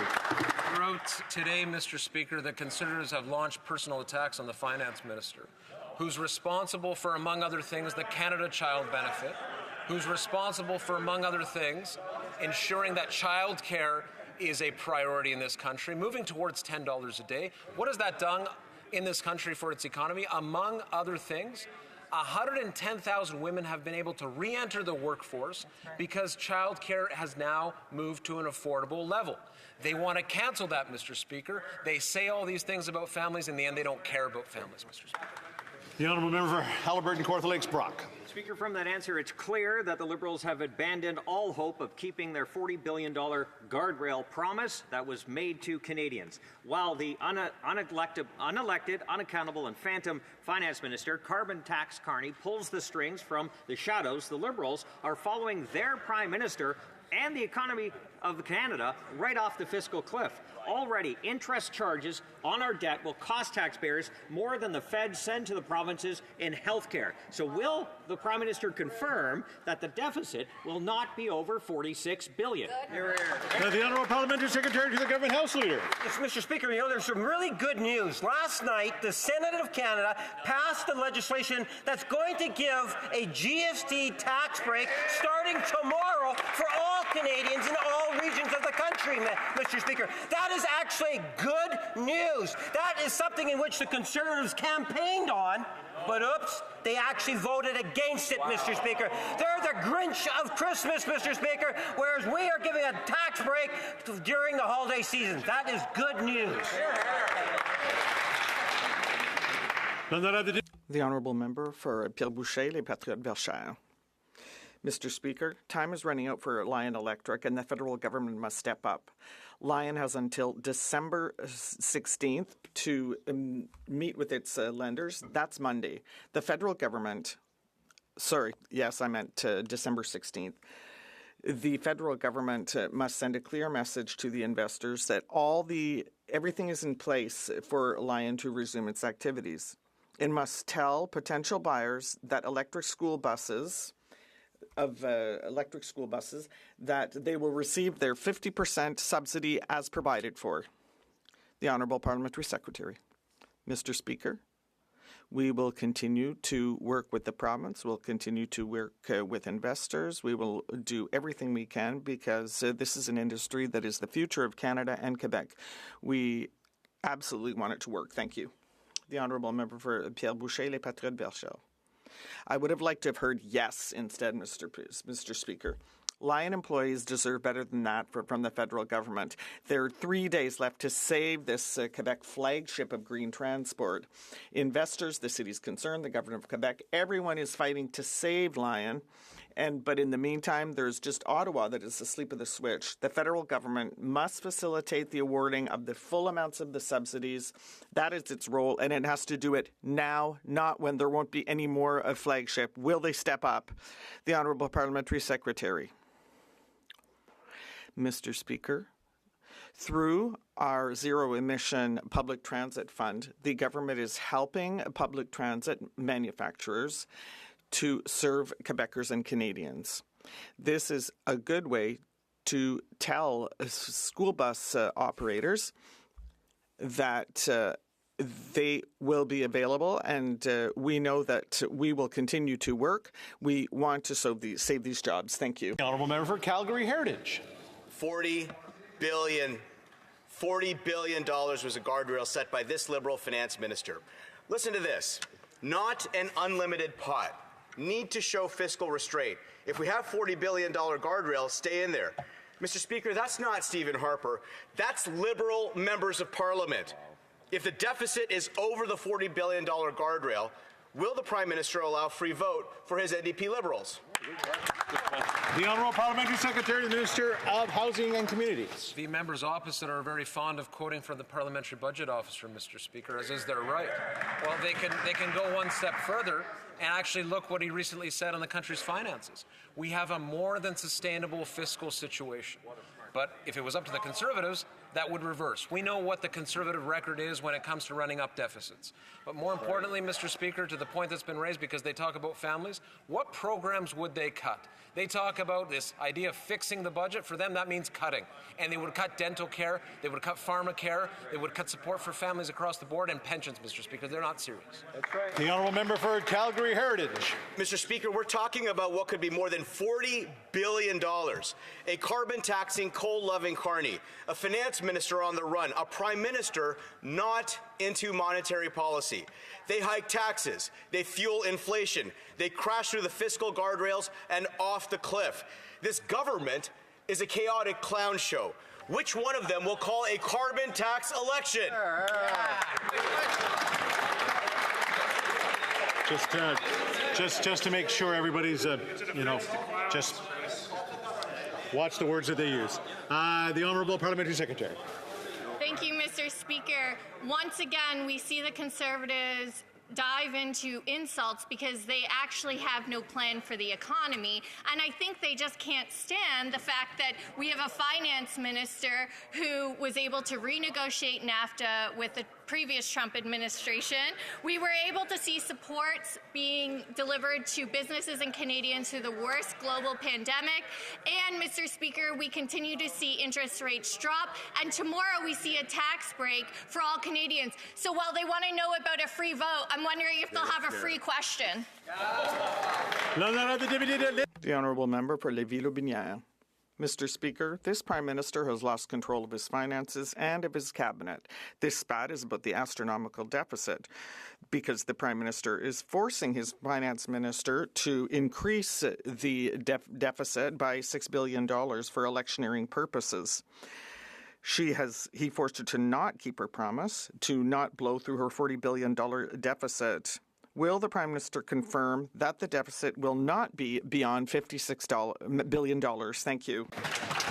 The Honourable Parliamentary Secretary. Thank you, Mr. Speaker. Today in my riding, it is the distribution of Christmas baskets, and I'd like to thank all the volunteers and Solange, the General Director, for their excellent work. When I meet with them, they always remind me how important it is for families who receive the Canada Child Benefit, and that is an excellent, it's some $7,000 per person, and we are so thankful for our Minister of Finance to have put that in place. Thank you. The Honourable Member for Lévis-Lotbinière. Mr. Speaker, the facts.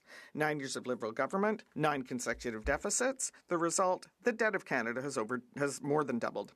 Even the Minister of Finance is starting to quarrel with the Prime Minister because of his irresponsibility.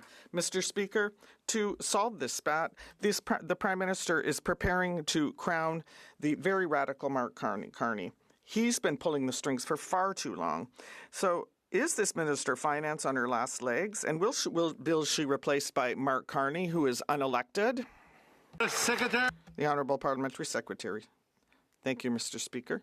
I'd like to take this opportunity also to thank all the volunteers in my riding who are helping those who are in need, including and we have to say that, our Deputy Prime Minister has given us a GST tax break that the Conservatives voted against. I would urge my colleagues across the way to meet with their constituents and tell them that they voted against this tax relief measure for those people who are in need. Thank you. The Honourable Member for Nanaimo Ladysmith. Mr. Speaker, postal workers have been left without a fair deal for too long. They deserve safe working conditions, to retire with dignity and livable wages. Now small businesses and everyday people are being hit hard, all because the Liberals refuse to do right by workers. And the Conservatives, well, they don't care about workers. They protect CEOs like Canada Post's Doug Ettinger, padding his pockets while workers and communities struggle.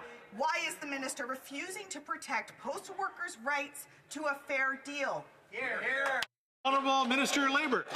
Well, of course, Mr. Speaker, we did respect and do respect workers' rights to negotiate a collective agreement. That's why the government has proposed, and I have proposed, a way forward where we can avoid these postal workers being on picket lines for an untold and unknown amount of time, take a pause, have an independent, respected arbitrator look at the situation, propose a way forward, and indeed ensure the sustainability for Canada Post. We will always be there for postal workers and other workers, Mr. Speaker, and we need to make sure that Canadians are well served in the process.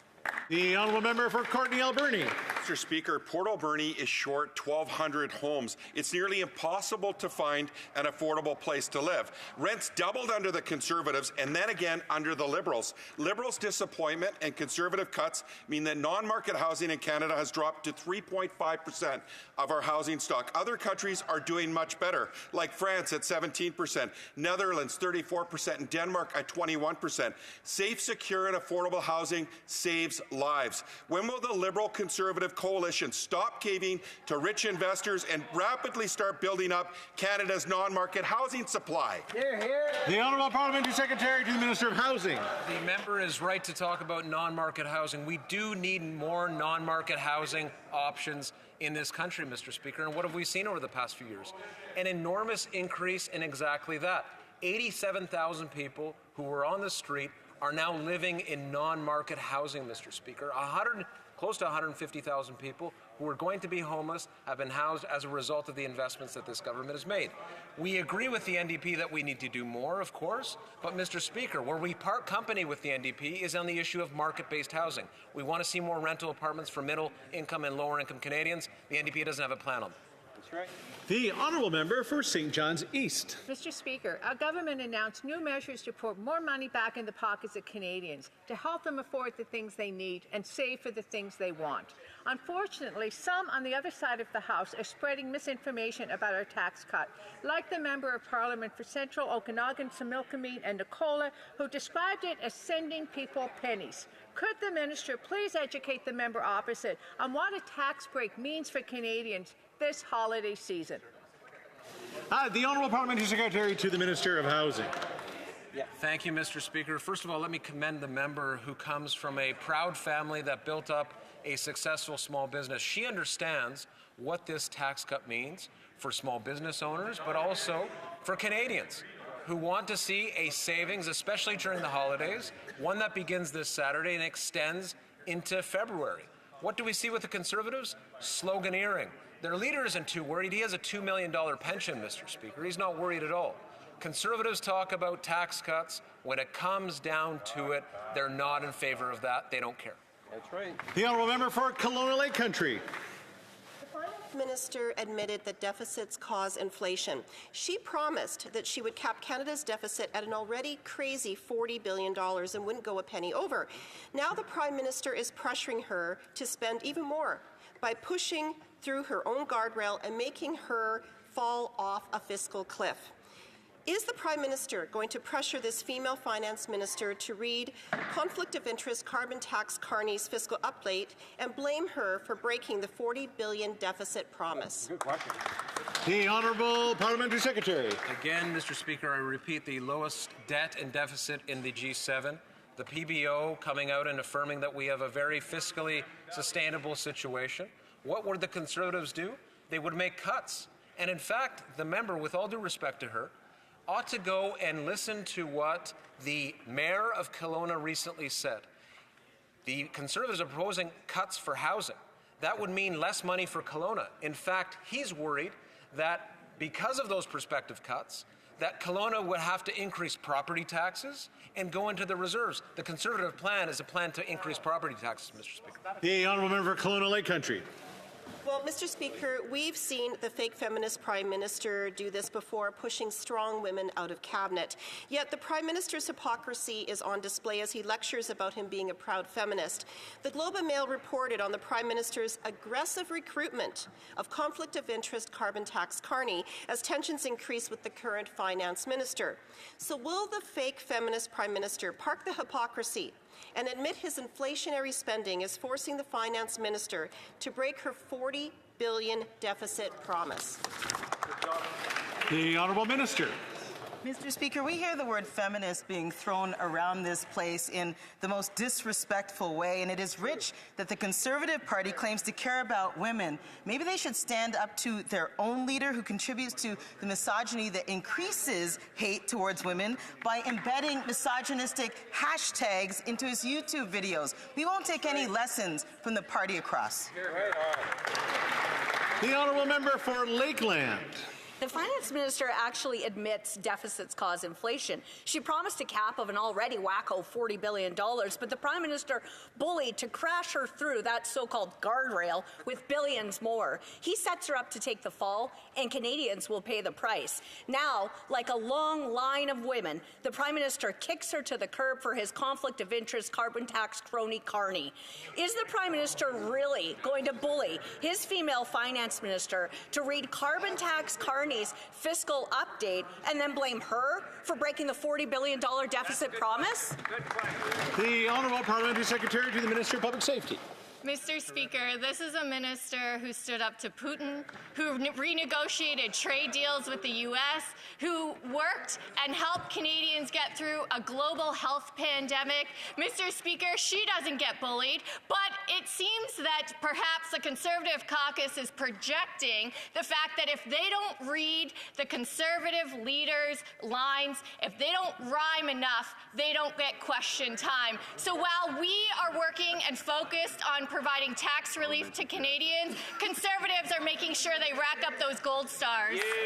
The Honourable Member for Lakeland. Look, we all know the Prime Minister says women experience him differently, but it's his pattern to elbow them to the side, and it's sad to see a woman spinning for him. He's incompetent, unaccountable, and bullies subordinate women, blames and shames them, then replaces them with his buddies. He's aggressively recruited carbon tax Carney, yet calls himself a proud feminist. Canadians can't afford this. Will this complete weak fake stop all the hypocrisy and admit his inflationary spending forces the finance minister to break her $40 billion deficit promise?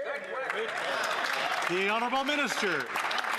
If the Conservatives, Mr. Speaker, want to talk about feminism, here's some policies that our government has done to support women across this country. Policies like $10 a day childcare that has thousands of women back in the workforce because they can now do so. The National Action Plan to end gender-based violence that is helping women get true freedom from those that would hurt them and harm them.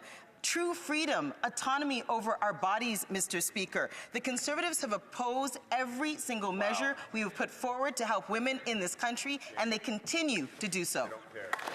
The Honourable Member for Abitibi-Témiscamingue. Mr. Speaker, I would like to start by expressing my solidarity to the workers at Canada Post. I hope that an agreement will be quickly negotiated, but this proves that we very much need a 10-day passport collection service in Abitibi-Témiscamingue in northern Quebec and on the north coast. In urgent situations, people in my area have only one option within Quebec, which is to drive for 6 hours or more in the dead of winter to Gatineau or Montreal. But at the Service Canada office in Rouyn-Noranda, they have all the equipment that they need to offer the service, and they've had it since September 2023. It's almost the holidays. Will the minister finally show some good faith and offer the service in Rouyn-Noranda? Secretary Parlementaire. Merci, Monsieur. The Honourable Parliamentary Secretary. I'd like to thank my colleague across the way for wanting to improve Service Canada. Service Canada is currently working with IRCC in order to explore all possible ways to expand those current services. When they determine a location, it's based on various criteria, like access, the demand, and demographic factors. We're always seeking to improve things, and only on Tuesday we have a meeting on that subject with the minister. The Honourable Member. Well, the minister dared to formally respond to me that 96% of Canadians are able to access the 10-day passport service within a half hour of their homes, but in my area, people need to drive more than 6 hours, 2 or 3 days, plus fees. In the dead of winter, people are having to drive for hours over very long distances. It's ridiculous. We have heard that the equipment has been there for 15 months. We just need to train the staff. When will the Liberals stop keeping our citizens waiting like this? The Honourable Parliamentary Secretary. Thank you, Mr. Speaker.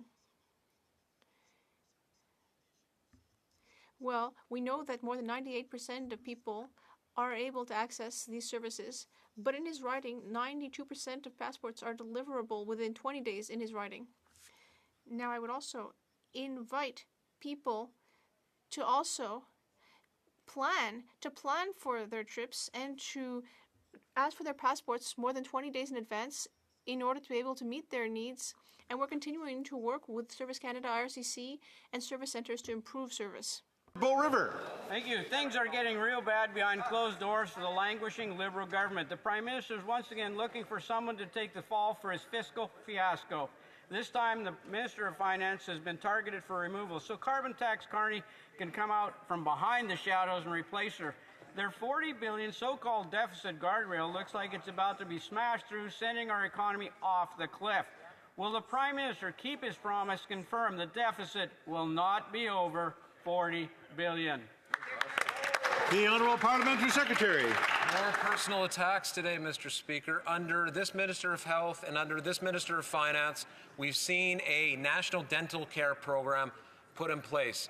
3 million plus Canadians have signed on. Over 1 million have received care, Mr. Speaker. Many are seniors. In fact, seniors were the first to be offered care. Are the Conservatives saying that as part of this big, bold idea, more of a slogan, Mr. Speaker, in fact, to fix the budget, they'd get rid of dental care? Yep. That's exactly what they would do, Mr. Speaker. When it comes down to it, as I've said throughout today, they do not care. They care about slogans, but they don't care about Canadians. The Honourable Member for Bow River. The Prime Minister lost control of his caucus, just like he lost control of our economy. And their benches are clearing of people left to blame. But it's not stopping the Liberal government from smashing through their own stated deficit guardrail, their fiscal anchor. Whatever they want to call it, the guardrail is about to be smashed. Canada's economy is careening off the cliff and sinking fast. So will the Prime Minister please just stop drowning us in debt, confirm the next week's deficit, and won't shoot over $40 billion and capsize Canada? Here. The Honourable Parliamentary Secretary, the Minister of Export Development. Thank you, Mr. Speaker. Mr. Speaker, children's clothes, diapers, car seats, board games, prepared food, snacks, video games, children's toys will all cost 13% less tomorrow in Ontario, thanks to our GST tax break that our Liberal government brought forward, Mr. Speaker. While the Conservatives sat down and voted no against this tax savings for Canadian families, we understand that this time of year is hard on families. We want to continue to be there to support them. If you're planning on taking your family out for dinner, that's 13% less in Ontario. That's what we'll continue to do. We'll continue supporting families in Ontario. So starting tomorrow, there'll be a GST tax break for all families across Canada. The Honourable Member for Kenora.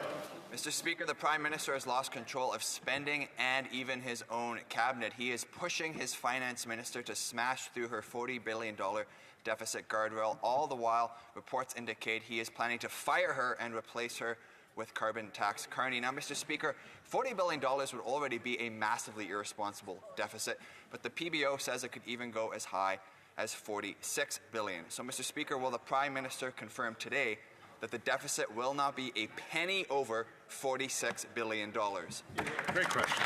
The Honourable Minister of Labour and Seniors. Mr. Speaker, I think we sit in this place and we hear Conservatives ask the same question written by their leader over and over and over again. That question has been asked and answered dozens of times in this House. So I have a question for my Conservative friends back. They seem very concerned about deficits. Can they offer one thing? One. Where are they going to start cutting, Mr. Speaker? Be specific.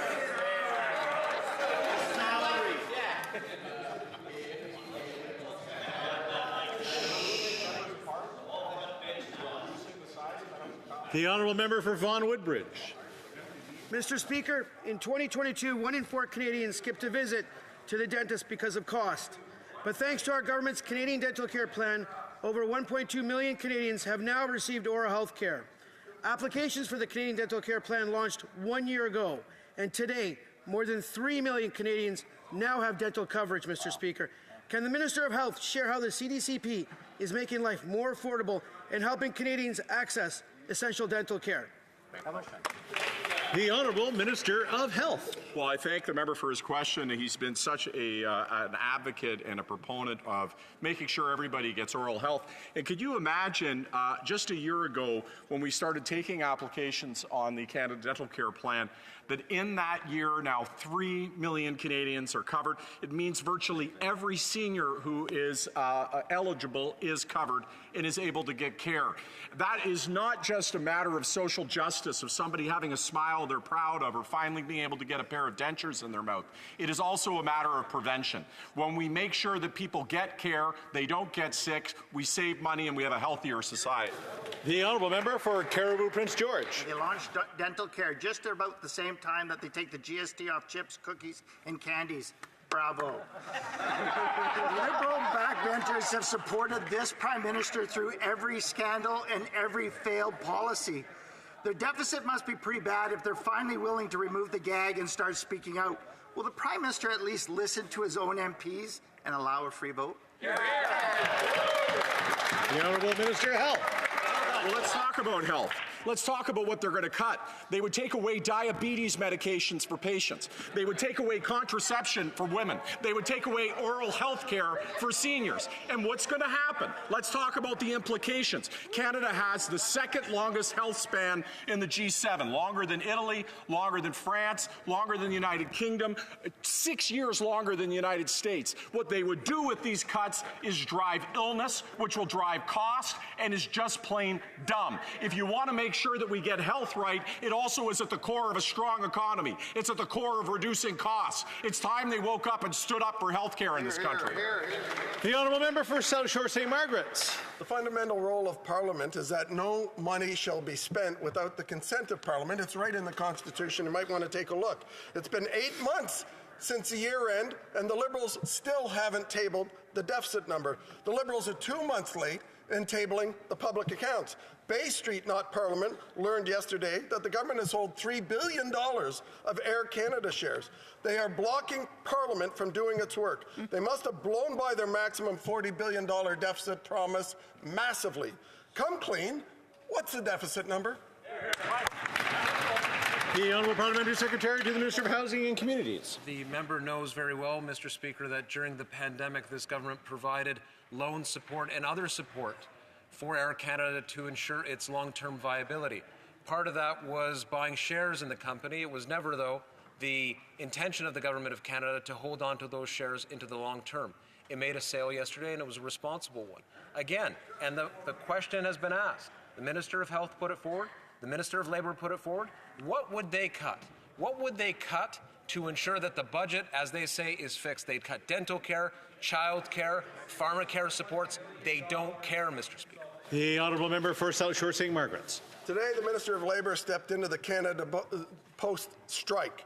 The Workers' Union said, and I quote, "It denounces in the strongest terms this assault on our constitutionally protected rights." Even the NDP leader said the Liberals will, and I quote, "always step in to make sure unions have no power." On Monday, the NDP leader put his pension before country and workers and voted confidence in the Liberals. Will the government confirm it has ordered workers back to work? And what is the price Liberals paid to keep NDP leader propping up this anti-worker government? The Honourable Minister of Labour and Seniors. Mr. Speaker, we acted decisively today to offer a creative solution to the labour dispute between Canada Post and its workers. That constitutionally protected right to strike has been exercised for 4 weeks. If workers were not to be on picket lines for some indefinite period over the holidays, a solution had to be brought. We work for all Canadians in this House. Canadians were suffering. Small businesses were suffering. Indigenous and remote regions were suffering, Mr. Speaker. The government had to act, and that's what I did this morning. The Honourable Member for Kitchener South Hespeler. Mr. Speaker, our government is bringing real tax relief to Canadians. Tomorrow, December the 14th, Canadians can celebrate the holidays without having to worry about the extra cost of the GST. This is a big help for Canadians across the country who will be able to keep more of their hard-earned money. However, Conservative MPs voted against this tax cut. Could the minister explain to my constituents how this measure can alleviate their tax anxieties during the holiday season? The Honourable Minister. Mr. Speaker, I'd like to thank the member from Kitchener South Hespeler for that question and for her dedicated service. Our government believes that when Canadians need a helping hand, the government must be there. And that's why starting tomorrow, we are giving Canadians a tax break, putting more money in their pockets. This means that essentials like groceries, snacks, kids' clothing, diapers, all tax-free. It means Canadians can focus on this very special time of year on the holidays, spending time with family and friends, and worry less about family budgets. This holiday season is not a time to play politics, it's a time to deliver for Canadians. The Honourable Member for Elmwood Transcona. Thank you, Mr. Speaker. The Liberals' short-term GST holiday is creating too much confusion for small businesses across this country. This botched plan is adding more stress on local store owners at the busiest time of year as they scramble to reprice their inventory only to swap back in February. Thankfully, New Democrats have a plan to make things simple. Let's make the GST cut permanent on life's essentials so Canadians can have more money and businesses know what to expect. My question is, will this government make life easier for everyone? Hear, hear. The Honourable Minister.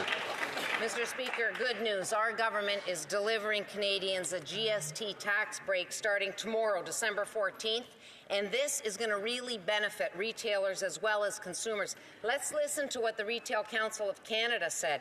This break will create major tax savings for Canadians along with economic stimulus for our industry.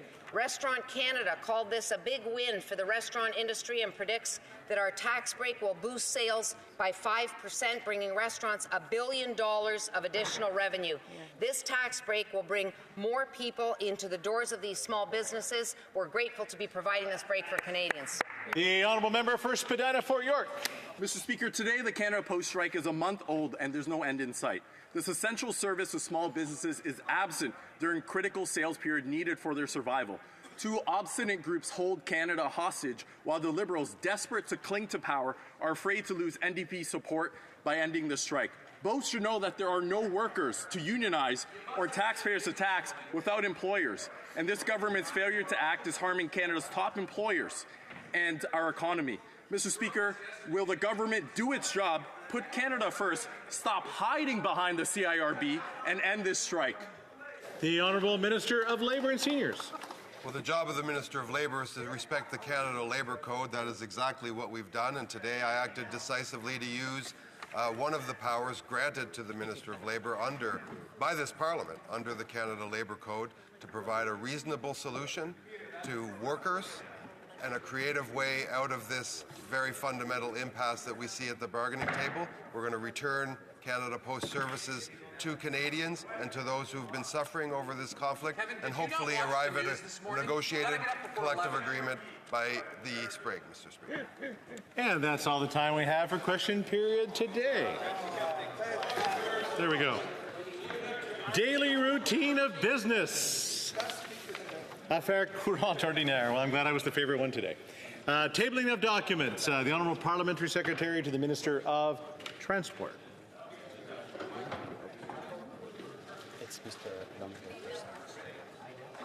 We'll try that again.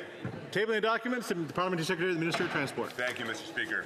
Mr. Speaker, pursuant to Standing Order 32.2 and consistent with the policy of the tabling of treaties in Parliament, I have the honour to table in both official languages the treaty entitled Agreement between Canada and the European Union amending Annex B of the Agreement on Civil Aviation Safety between Canada and the European Community, done at Washington on June 12, 2024.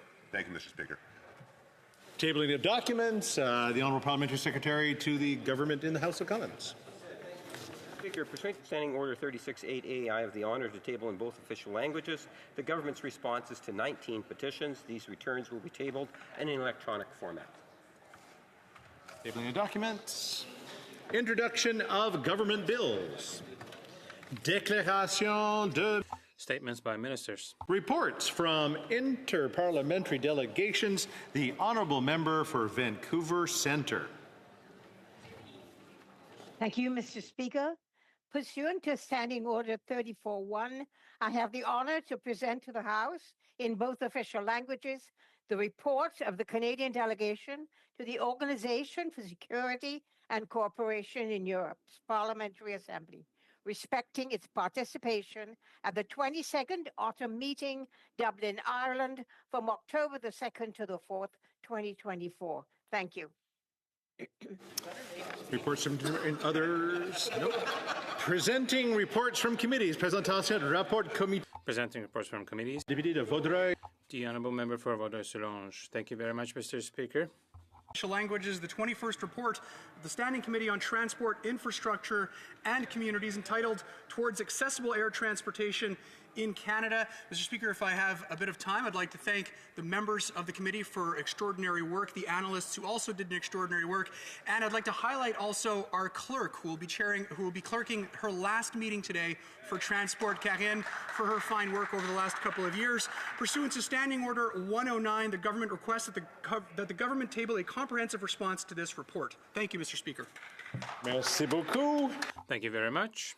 Presenting reports from committees. We have the honourable member for Mississauga East, Cooksville.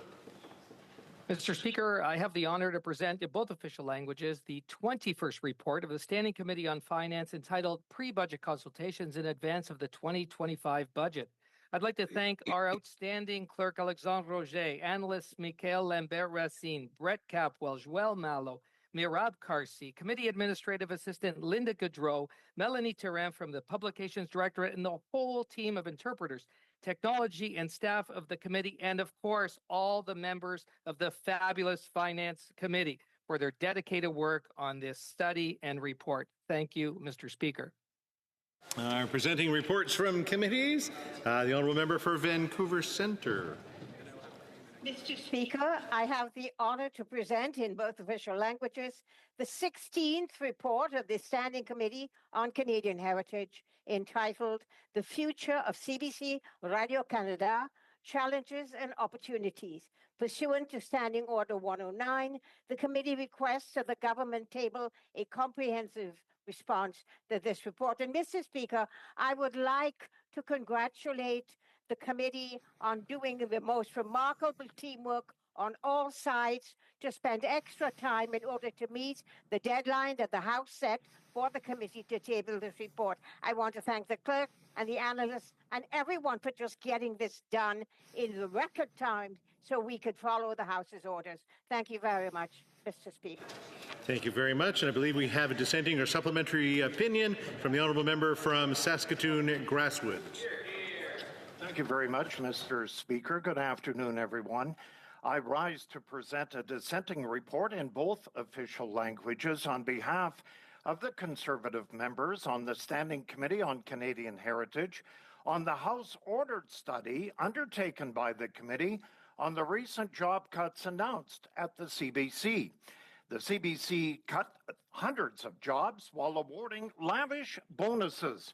This disgraceful abuse of taxpayer dollars when Canadians are struggling for financial survival has contributed to the growing defund the CBC movement. Conservatives therefore recommend that the following actions be taken: reject the bonuses, fire the Prime Minister, and defund the CBC. It is my honor to table the dissenting opinion on behalf of the members of the Conservative Party. Thank you.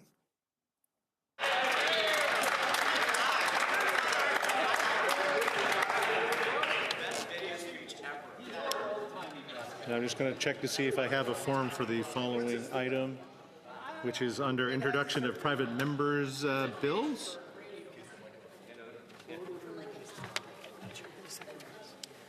There we go. Seconder. Okay.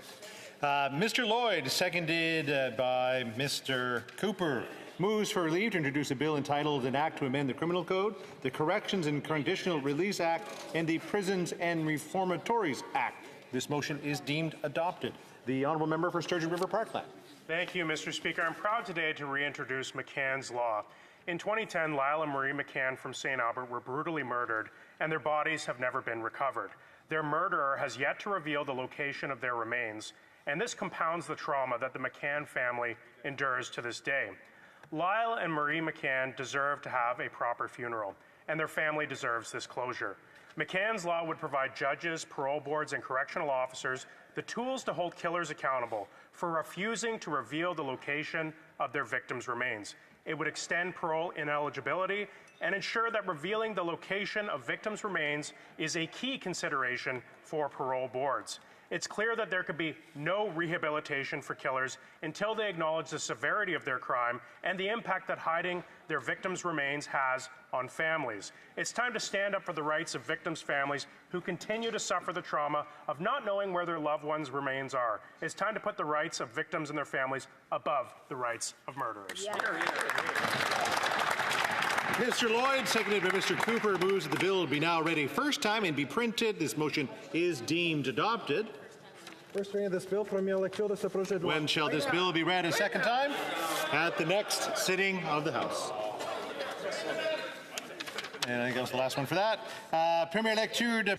First reading of Senate public bills. Motion. Motions. Epp, seconded by Mr. Chong, moves that the 26th report of the Standing Committee on Foreign Affairs and International Development, presented on Friday, May 10, 2024, be concurred in. Debate. The honourable member for Chatham, Kent, Leamington. Thank you, Mr. Speaker. And before I begin and before I forget, I'm going to be splitting my time with my colleague and friend, the member from North Okanagan, Shuswap. And also, before I get into the substance of our remarks, I want to extend, as we move to the end of the session, Christmas greetings to my colleagues, members across the way, indeed all the staff of this chamber, to you, Mr. Speaker, and your staff, and especially to all of the residents of Chatham, Kent, Leamington, whom I have the honor and privilege to represent in this chamber. When I bring their voices here, I often speak of some of the major attributes of my riding, of the rich agricultural and agri-food capabilities of my home riding. I often speak of the manufacturing sector, the vibrancy there. But today, Mr. Speaker, I want to talk and bring a fish story. Why would I talk about fish from Chatham, Kent, Leamington? I live, Mr. Speaker, 1.5 kilometers from the shores of Lake Erie. Lake Erie, being one of the 5 Great Lakes, is actually the shallowest Great Lake. It's the warmest Great Lake, and it's actually the most productive Great Lake from a fishing perspective. And indeed, I have several commercial fishing harbors in my own riding. Lake Erie is home to walleye or pickerel, depending on what side of the creek or fence you are speaking. White and yellow perch being my favorite, Mr. Speaker, whitefish, and numerous other species that bring value and food to our communities locally, nationally, and internationally. So, it's a fish story, Mr. Speaker. Those are the beautiful fish I just named, but actually my fish story is about a very ugly fish. Biologically, it is a fish, but it looks more like an eel, and I'm going to be speaking today a bit about the sea lamprey, a fish-like parasite, or eel-like fish parasite. And my story begins, really, November the 30th, 1829. Why does it begin then, you might ask? Yes, exactly. Thank you for asking. That was the opening of the first rendition of the Welland Canal. You see, in Ontario, we host one of the 7 wonders of the world, the Great Niagara Falls. And that served as a barrier for entry for the North Atlantic living fish parasite, the sea lamprey, for eons and decades. But with the opening of the canal and the great prosperity that brought, that also brought challenges. And so that allowed the sea lamprey to begin its way into the Great Lakes system. And actually, as early as 1897, there's documentation about discussions across the border with our American friends about this problem of a fish that's actually an eel about so long, and it's ugly. It has got a sucker-like mouth. If you ever have the opportunity to have the Great Lakes Fishery Commission folks stick one to your hand here, as they come here at least once a year, take the opportunity. But it is ugly, and it is a parasite, and it began decimating our fishing stocks in the Great Lakes, particularly in Lake Erie. It attaches itself to the fish, making the fish unmarketable. And so began the attempts to control it. Largely, it was done parochially by the 8 states that border Ontario, and to a smaller degree, Quebec also has shoreline, not necessarily so much on the most productive lake, obviously, of Lake Erie. But for decades, actually I should mention one other fact, while it was documented in 1897, with the reopening of the much larger Welland Canal in 1932, the problem began to really escalate. And so attempts made to address it were largely unsuccessful, and the commercial fishing sector was decimated. until the Treaty of 1954, the Great Lakes Fisheries Convention, which resulted in the agreement and the creation of the Great Lakes Fishery Commission in 1956. It consists of 4 commissioners, 4 Americans, 4 Canadians, and worked very, very well. It began to address sea lamprey control and was housed under the Ministry of Foreign Affairs, at the time External Affairs in Canada, who provided the funds from the government from our Treasury. Similarly, in the U.S., the State Department transferred the funds to the U.S. Wildlife Administration, Wildlife and Game, and in Canada, it was transferred over post-1979 to the Department of Fisheries and Oceans. And actually, that is when an error was made, in hindsight. The machinery of government function was transferred in the administration of this treaty, of this commission, from the Department of Foreign Affairs, or External Affairs as was known then, to the Department of Fisheries and Oceans. Why was that a mistake, Mr. Speaker? Because it created a structural conflict of interest. What happened is that the Department of Fisheries and Oceans is actually the agent that carries on the sea lamprey work here in Canada. Back in 1956, there was an agreement struck between the Americans and Canadians that 69% of the cost of sea lamprey control would be borne by the Americans. That's their share of the Great Lakes, 31% by Canada. For decades, that worked. 50-50 research and other activities were cost-shared 50-50. For a long time, that actually worked and was managed by nationally.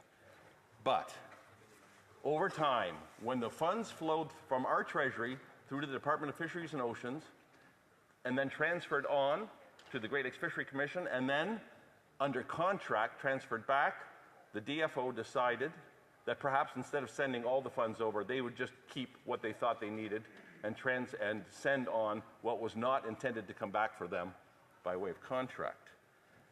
And that led to the great temptations of withholding funds, of keeping too much and removing the decision-making process from where it ought to be at the binational commission, and it was housed in the ministry itself. This led to friction at the table, Mr. Speaker. The U.S. felt so strongly about the value of this commission that even though Canada was not paying its share for so long, they actually funded our share. Over time, the arrears actually built up to over $77 million. Pressure increased on this chamber, on this government to finally pay Canada's share. And so in the 2022 budget, the Minister of Finance did allot a budget line item of $44.9 million over 5 years to fully fund Canada's share. But even that wasn't enough to solve the issue. Why? Because prior to the 2023 negotiations, the DFO informed the Commission that they weren't going to be forwarding all the funds over, as they were so ordered.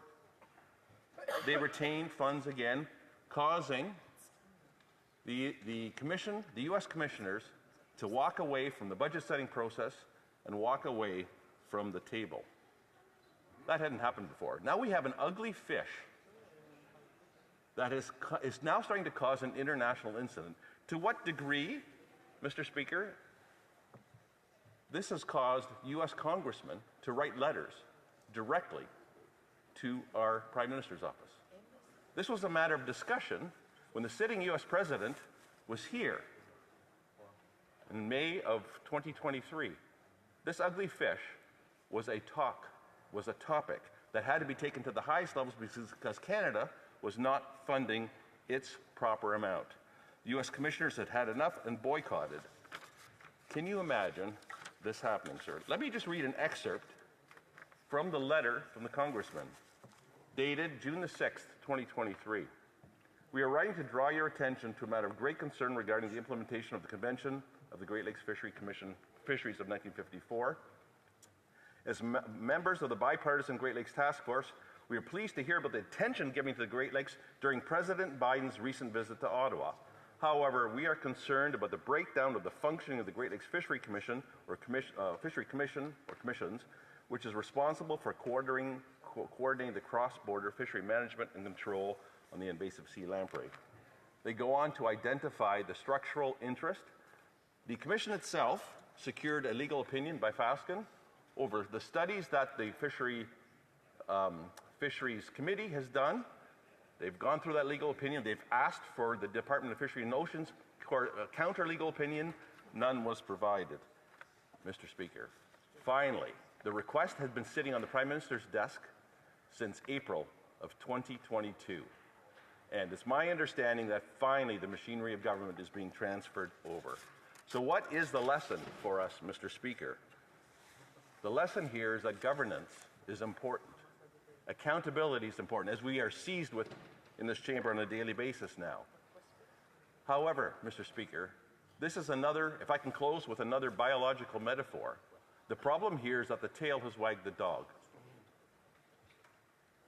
It is this chamber and through our committees and through our governments that we are to enable the legislation and direct our bureaucracies. That's not what's been happening, and I most certainly do not want to see this happen again. Thank you, Mr. Speaker. Order. Before we go to questions and comments, I wish to inform the House that the volume of earpieces will now be reset. Je désire informer la Chambre que... I would like to inform the House that the volume of the earpieces will now be reset. Yay. Questions and comments. The Honourable Parliamentary Secretary to the Government House Leader. Yes, thank you, Mr. Speaker. Mr. Speaker, there are literally hundreds of different reports that are before the House of Commons in which one could ultimately argue if we were to call each and every one of those reports that the government, no matter what political stripe, would never get the opportunity to be able to have government business, private members' bills, and so forth. And the Conservatives continue to have this multi-million-dollar filibuster at a great cost to Canadians that go far beyond their tax dollars. And my question to the member is related to the Conservative Party's continued abuse of preventing any sort of discussion on bills or private members' bills on the floor of the House of Commons because they want to show that the chamber is dysfunctional. Does the member feel in any way whatsoever that he's contributing to the self-serving agenda of the leader of the Conservative Party? Your Honourable Member for Chatham-Kent-Leamington. The issue, Mr. Speaker, and I'll thank the member from Winnipeg North for the question, but the actual substance of the issue is actually at the very heart of what we're spending 2 months here. We're talking about accountability. There was not accountability at the Great Lakes Fishery Commission, within the Department of Fisheries and Oceans, in respecting the will of this chamber in transferring the funds from the Treasury to the International Commission that was created by treaty. Canada was not living up to its obligations there, and our bureaucracy was not living up to the obligations. Again, what are we talking about in this chamber? We're talking about this government not standing up to the orders of this chamber. It's the very same issue at heart. So the answer is no. We are preventing a great deal of problematic legislation from coming forward, and we're absolutely willing to debate the issues of the day when the government respects the orders of this chamber. Good answer. Questions and comments. Question et commentaire. The Honourable Member for Nanaimo, Ladysmith. Thank you, Mr. Speaker, and I wasn't expecting this to come up, so I'm filing to my brain now. So first and foremost, I want to acknowledge and thank the member for bringing forward this important topic. I know in the Fisheries and Oceans Committee this is a topic that was front of mind. I'm not sure if the member, and I believe he was one of the members that, alongside myself and other members in this House who have received the Water Warriors Award from the Great Lakes Commission for the work that we've been doing around the invasive species. And this is something that came up quite frequently in our committee, is talking about the importance of having the transfer of responsibility for the Great Lakes Commission to Global Affairs Canada, so that we can see that money being put into the important work of those who are frontline, making sure that we have this invasive species being taken care of. And my question is to my colleague is, have we seen the action required that's been clearly stated by the Fisheries Committee? Have we seen that action being taken to resolve this issue once and for all? Honourable Member for Chatham-Kent-Leamington. I want to thank my colleague for the question, and indeed, yes, we have both received that award. And while not sitting a member of that committee, I've certainly subbed in because this issue is so very, very important to me. So, have we solved this issue? Well, we've had indications that this government is going to transfer the machinery of government. What we haven't seen yet is evidence that the monies are going to flow directly from the Treasury to the Great Lakes Fishery Commission, and then after their decision-making, flow respectively to the DFO And let me put on the record two other things. First of all, as we worked at this at committee, there was largely bipartisan support, multi-partisan support for the transfer of the machinery government. It was recognized at committee that there was a structural conflict of interest. And secondly, the solution was basically agreed upon. And so, I'm trying to remember, I've lost my train of thought here for the moment. But anyway, I am not convinced yet we are at the end of this road. There's indications that the government's going to respect that, but we haven't seen that evidence. Questions and comments. The Honourable Member for Abitibi-Témiscamingue. Thank you, Mr. Speaker. Well done. My question for my colleague, after having heard his speech, I would like to hear him talk about fairness. First of all, towards the fishers of Quebec. I'm thinking of those in the Magdalen Islands, Gaspé Peninsula, Lower St. Lawrence. But I would also like to hear him on fairness towards Indigenous peoples. How can we ensure that there is more fairness in the attribution of access to fish? A very brief response. Yes, actually, this issue was raised by the Department of Fisheries and Oceans why they should retain so much control, because they claimed that they had a lot of influence on exactly the question that my honourable colleague from the bloc raised. The reality is the setting of fish quotas and that access is a provincial jurisdiction and not done by the Department of Fisheries and Oceans. Resuming debate, reprise du débat, the honourable member for North Okanagan, Shuswap. Thank you, Mr. Speaker, and I want to thank my honourable colleague from Chatham-Kent Leamington for his interest in this file to show how important it is on both sides of the border. Mr. Speaker, on May 10th, 2024, the Standing Committee on Foreign Affairs and International Development tabled a report in the House titled Governance of the Great Lakes Fisheries Commission. This report followed a report from the Standing Committee on Fisheries and Oceans, FOPO, titled Allocation of Resources to the Great Lakes Fisheries Commission, that was tabled on November 29th, 2023, or a year ago. In under 6 months, 2 standing committees of the House of Commons tabled reports on the Great Lakes Fisheries Commission. Canadians watching at home may be wondering what was happening at the Great Lakes Fisheries Commission that was so pressing that 2 standing committees prioritized resources and time to examine the governance and allocation of resources at the Commission, or to the Commission. The reason why 2 standing committees studied the GLFC is that this Liberal government refused to correct a conflict of interest resulting from the machinery of government structure that still exists over the Commission to this day. It goes without saying that for this government, conflict of interest is business as usual. This is especially true for the Prime Minister, who has repeatedly violated ethics rules and regulations. So it is not surprising that the Prime Minister himself came to be the problem when he refused to fix the conflict of interest involving the Department of Fisheries, Oceans, and the Great Lakes Fisheries Commission. You see, Mr. Speaker, a briefing document seeking a decision from the Prime Minister to fix DFO's conflict of interest with the Great Lakes Fisheries Commission through a machinery of government change was sent to the Prime Minister for a decision April 12th, 2022.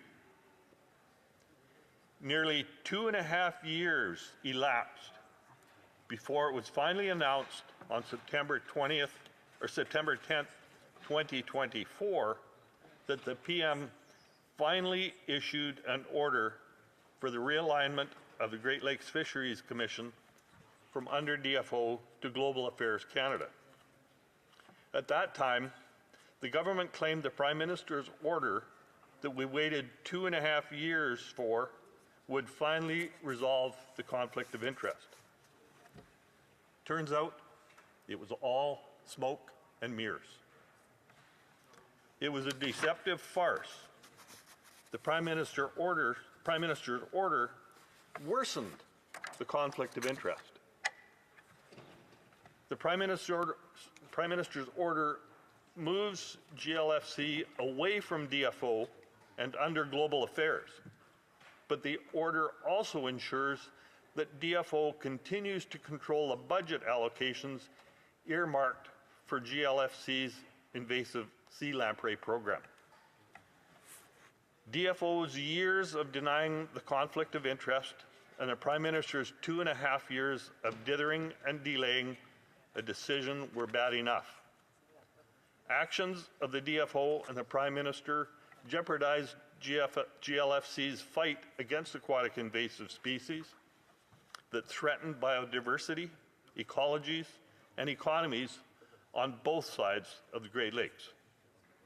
Actions of the DFO and Prime Minister also strained and jeopardized what was once a stable partnership of the Canada-US cooperation. When the Fisheries Committee studied this matter, representatives of the US side were very unhappy with this government. Now that details of the Prime Minister's order announced September 10th are coming to light, I understand that our American partners have even been pushed to a whole new level of frustration with Canada. The September 10th announcement put the Commission's essential work and the Canada-US bilateral cooperation back on the rails, seemingly.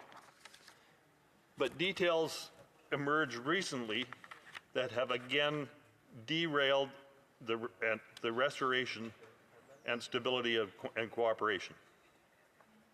That is why 2 standing committees tabled reports in this House, one in 23 and the other one in 2024.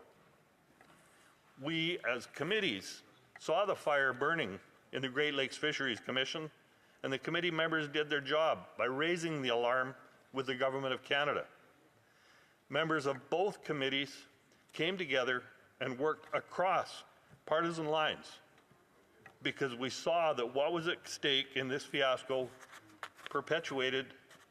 is perpetuated by the Prime Minister.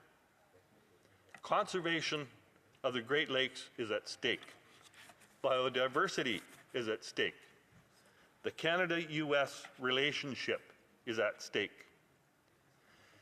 Mr. Speaker, I would be remiss if I did not inform the House that the co-chair of the U.S. Senate co-chair of the U.S. Senate Great Lakes Task Force is none other than United States Senator for Ohio named J.D. Vance. Senator Vance is slated to be sworn in as the Vice President of the United States next month on January 20th. The Prime Minister, the Minister of Fisheries and Oceans, and the Minister of Foreign Affairs could have solved this problem years ago. They could have prevented yet another irritant in the Canada-US relationship by simply living up to Canada's commitments in the 1954 Convention on the Great Lakes Fisheries. Instead, the Prime Minister, the Minister of Fisheries and Oceans, and the Minister of Foreign Affairs have chosen to ignore the problem. And now the Prime Minister has made it worse. He's kicked a hornet's nest in the backyard of the incoming Vice President of the United States.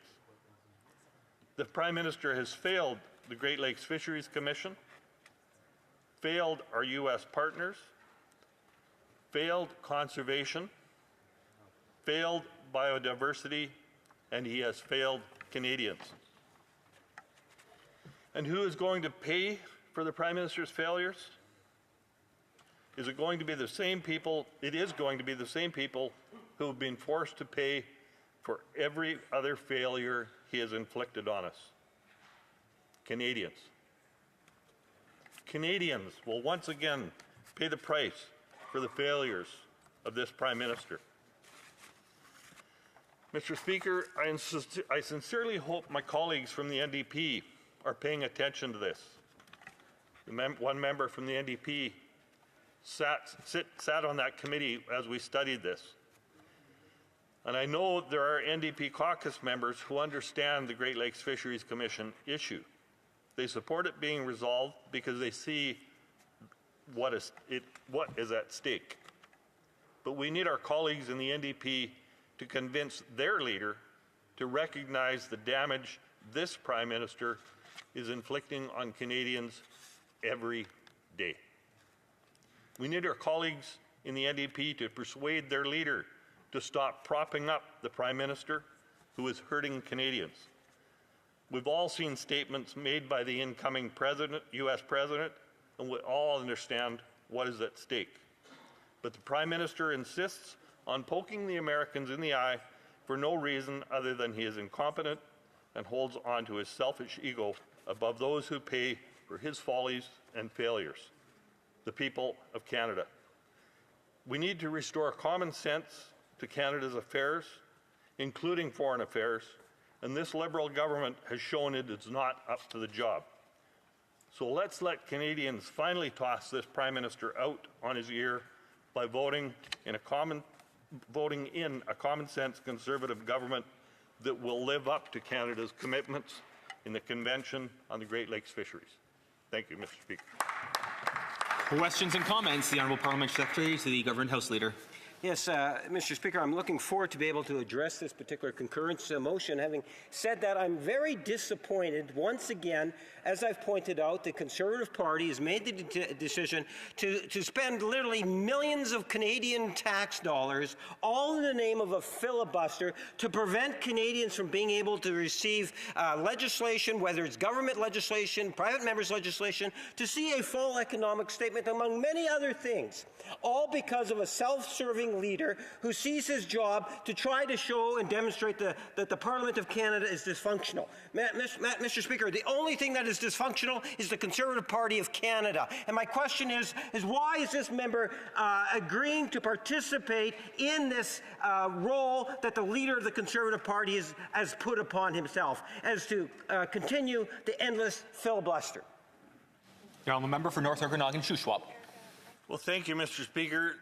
The quick answer to this is just produce the documents. But the more extensive answer is that it's not this side of the House that's in disarray, it's the government. We see it. It's happening day after day.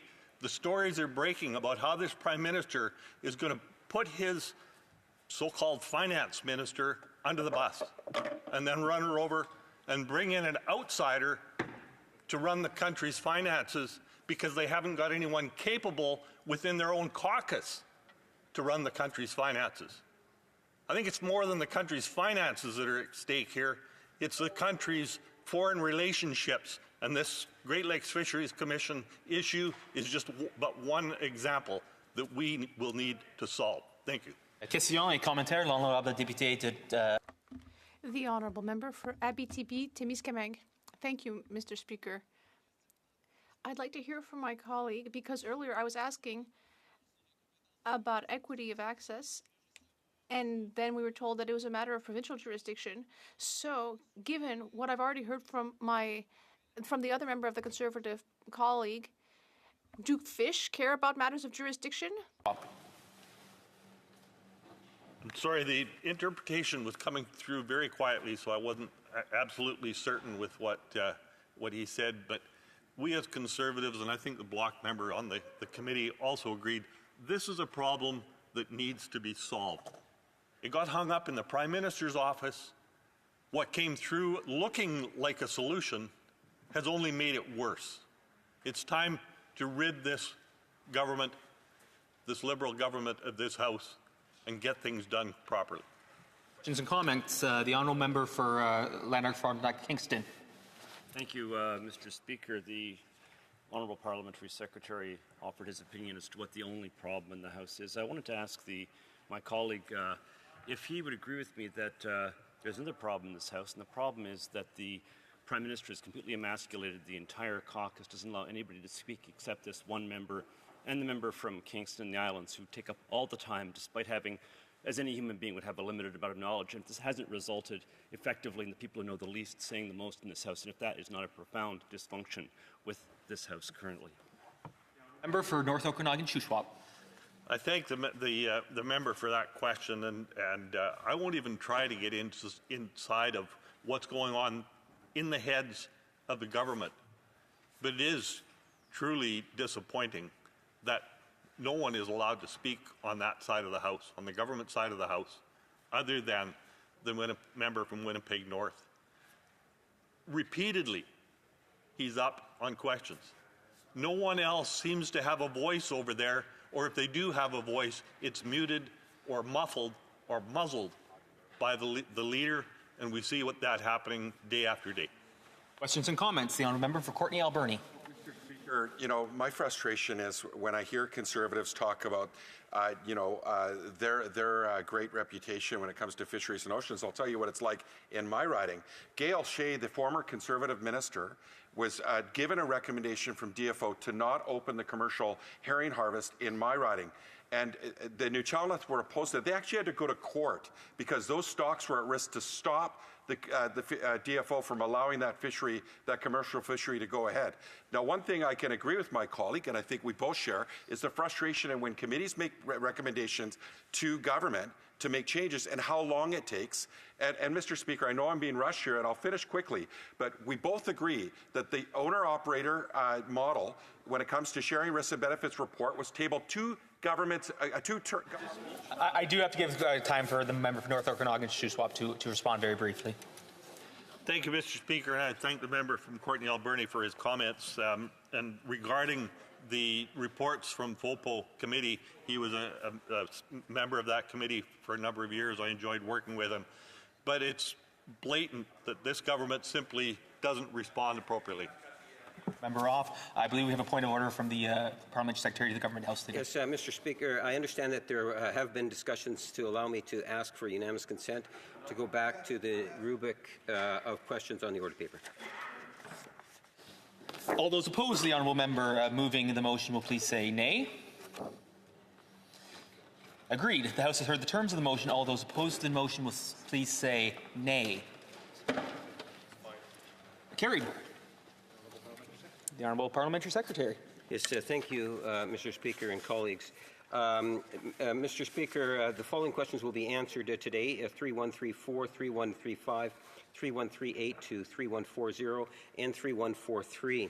Furthermore, Mr. Speaker, if the government's responses to questions number 3133, 3136, 3137, 3141, 3142, and 3144 could be made orders for return, these returns would be tabled in an electronic format immediately.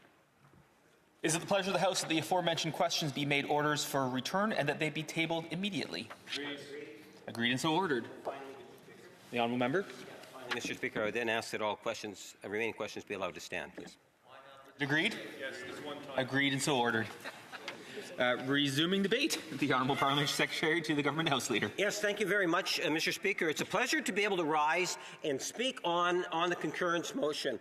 And not to worry, to the member from Kingston, my feelings are not hurt.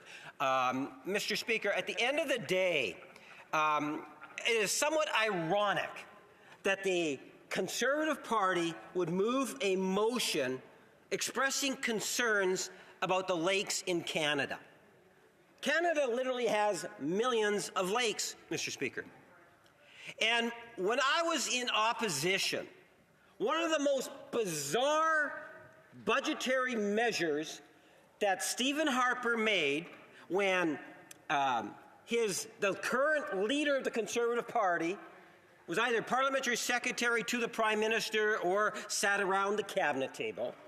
They actually made a decision, Mr. Speaker, to cut the funding to the experimental lakes area. Anyone with knowledge, even the member from Kingston opposite in the Conservative Party, should be able to recognize the hypocrisy here, Mr. Speaker. On the one hand, they're expressing concerns in regards to what's taking place in the lakes. And they're saying that there should be more work done in terms of some of the studying and some actions being taken. Yet their leader of the Conservative Party today, directly participated in the budget cuts for the ELA programs. Truly amazing. It's almost as if they completely forgot about their action a number of years ago.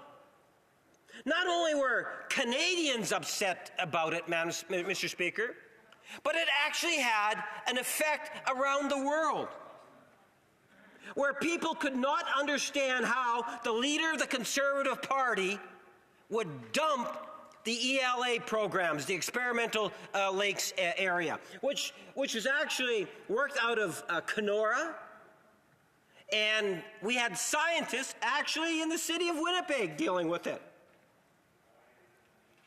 A few dozen scientists, all looking at areas such as acid rain. Used to be important within the Conservative Party, but they don't necessarily care about that anymore, Mr. Speaker. Toxic metals. Talked about climate change. Mercury pollution. All other types of things that we find in our lakes in which we should all be concerned about, Mr. Speaker. This is the type of work that was being done through the ELA programs for decades. It made it through progressive conservatives like Brian Mulroney, to liberal governments, and it was only until it hit the government of Stephen Harper and the current leader of the Conservative Party, where they had the so-called internal wisdom amongst the two of them, that it was time to cut the budget, throw the science out the window, and let the lakes, well, go whatever way it is that the lakes will go. Truly amazing. And now they bring forward a motion of concurrence saying that we're not doing justice to the issue of lakes. And they make reference to the Great Lakes Fishery Commission.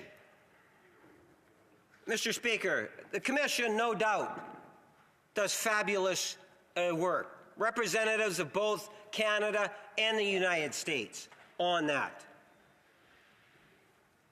You know, whether it's Vance from the Liberal caucus or others that talk so much about our Great Lakes and is a very strong and powerful advocate for our Great Lakes, Mr. Speaker, the Parliamentary Secretary to Transport. I find it strange that you would now have a far-right Conservative Party that has now taken an interest in science/lakes. That's a joke, Mr. Speaker. An absolute joke. They demonstrated, the leader of the Conservative Party demonstrated very clearly what he thought about our lakes in Canada when they made the decision to fire and get rid of dozens of scientists that were looking at ways in which we can ensure that we have not only healthier lakes in Canada, but we also had a global, strong footprint through the ELA and the programs that it was providing, Mr. Speaker.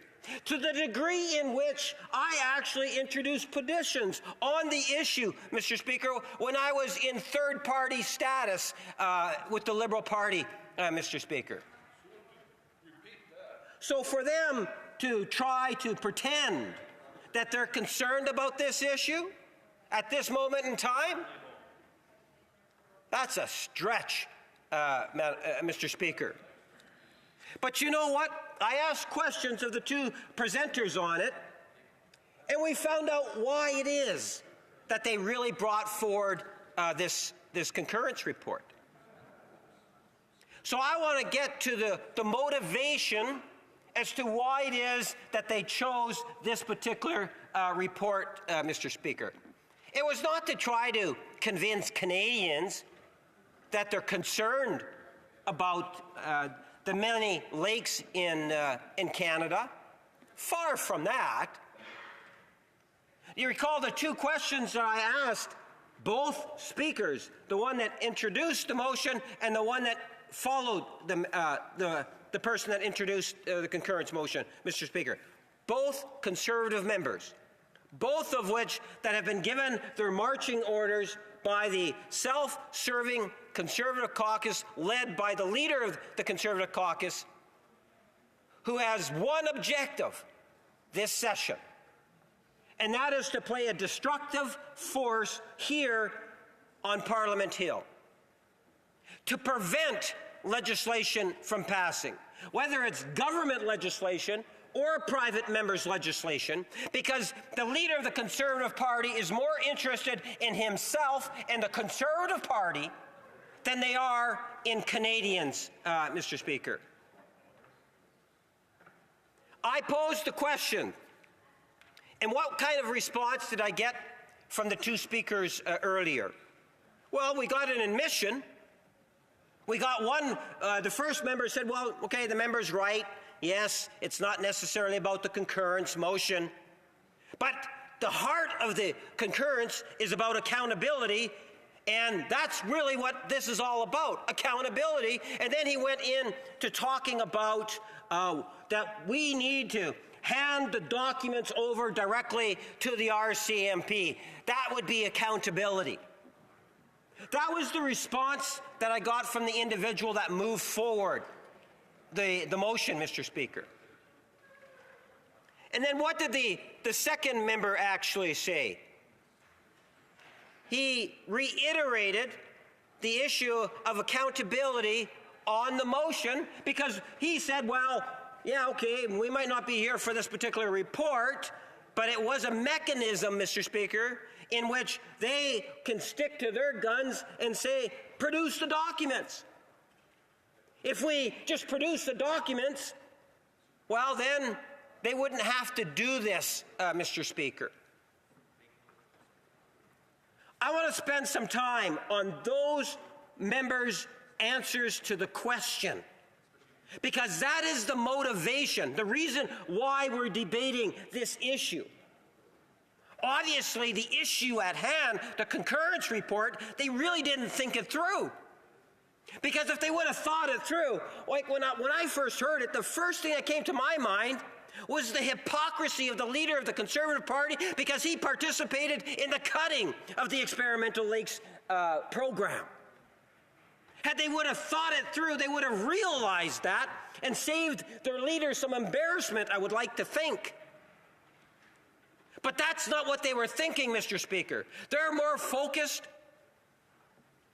on the grander scheme of the multi-million-dollar filibuster here on the floor of the House of Commons that has been taking place for the last 9 weeks. Because for them, it is, in the words of members of the Conservative Party today, in their very words to my question, because it's about accountability and the government needs to provide the papers. If we provide the papers, they will stop this self-serving Conservative game. So, let me address that point, Mr. Speaker. To be very clear, it is very much about not Canadians, but rather the self-interest of the leader of the Conservative Party, number one. And as my colleague says, it is always about them when it comes to what's taking place here and outside the chamber. And secondly, that this self-serving Conservative mentality is actually hurting Canadians. As Conservatives try to go out and about, not only inside the chamber, but outside the chamber, they like to say that Parliament is dysfunctional. Well, Mr. Speaker, Parliament is not dysfunctional. The Conservative Party of Canada is dysfunctional. It has gone so far to the right, Mr. Speaker, it is a dysfunctional party that does not reflect nowhere near the interests of the average Canadians. And we saw that, Mr. Speaker, when they stood up one by one and voted against giving a sales tax break to Canadians during the holiday season. Even though they campaigned on that in the last federal election, Mr. Speaker. In the last federal election, every one of them campaigned on giving a holiday GST tax break. The leader of the Conservative Party actually tweeted on the issue, but when the time came to stand up and make your vote count, Mr. Speaker, what did they do? They voted against giving a holiday tax break on the GST on a wide variety of commodities. Shame on them. It's a trick. Yes, Mr. Speaker, I look at this in this session, in the trickery, as one member says, of the Liberal, of the leader of the Conservative Party of Canada. And I can tell you, when they gave me the answer that it's about accountability and produce the papers and the game will stop, that's not true, Mr. Speaker. But let me go to the game. Let's talk about the multi-million-dollar game. You see, what the Conservatives are saying is that we're supposed to take documents, unredacted documents, and give it directly over to the RCMP. Why? Well, they say that's because there was a motion that was passed many months ago saying that we had to do that. Well, Mr. Speaker. Member for Central Okanagan, Similkameen, Nicola. Be asking for the impossible, Mr. Speaker, but on the point of relevance, this member is saying nothing to the motion that on concurrence that we have before us. Could you please try to do what you can and tidy him up, Mr. Speaker? I will. I appreciate. Well, give me a second.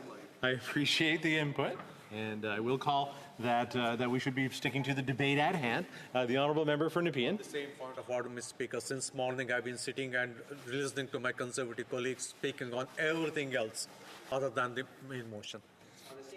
Sure, on this point, same the honourable parliamentary secretary. Yes, Mr. Speaker. I would encourage the member to read exactly the responses that I had received when I posed the question on the concurrence report. And the response that I got, in essence, Mr. Speaker, was that this is all about accountability, and all we have to do is produce the papers. If we produce the papers, the game would... All right, so... This is what conservative... So this is just extending the debate. So the more that we do this, the more the clock doesn't actually run, and so we're just debating. And so I'll just recognize the honourable parliamentary secretary. Mr. Speaker, I'm just going to assume the member never heard the answers that were given by the Conservatives when they said to me in response to questions on about the report that it was all about accountability and the fact that all we have to do is produce the papers. So all I'm doing is I am indicating why it is it's not as simple as the members opposite say it is in order for us to be able to produce the papers. So and if he would have been listening, he would have heard in terms of how abysmal Stephen Harper and his leader of the Conservative Party were on the ELA program that they cut, Mr. Speaker. But hopefully I'll get a little extra time to be able to provide further comment on that. I appreciate the interruption, but it wasn't necessary. Mr. Speaker. All right, hold on. The honourable member for Lanark, Frontenac, Kingston. Seek it, you'll find unanimous consent to let this member go on and on forever. Where there's such wisdom is dispensed from his lips with every word he says that surely we can cancel our Christmas holidays to enjoy the pearls of wisdom that he continues to drop upon us. I believe that is descending into debate. I don't know if we would get unanimous consent on that. I'm already hearing a number of no's. The honourable parliamentary secretary. Well, Mr. Speaker, I really appreciate the love coming over from that particular member. You know, it's the type of thing in which I'm happy to sit on the side if he would like to continue the discussions. I can tell him that, you know, it's interesting. I suspect he's pleased when I'm speaking because when I speak, usually 99% of the time, it's about facts. contrast that to what he hears within the Conservative caucus, which is a lot of social media spin, which is not necessarily based on fact. In fact, it's quite the opposite of fact. And I want to be parliamentary, Mr. Speaker, so I won't go any further than that. Having said that, where was I? I was talking about the answers that I received in my questions on this particular report. When the Conservative members indicated to me that all we have to do is provide the unredacted reports to the RCMP, let me explain why that cannot happen. Because even though the House of Commons, a majority in the House of Commons, supported that particular motion to give it directly to the RCMP, it needs to be noted that the RCMP, Canada's Auditor General, and other legal experts have made it very clear it would not be good for Parliament to be giving unredacted documents directly to the RCMP.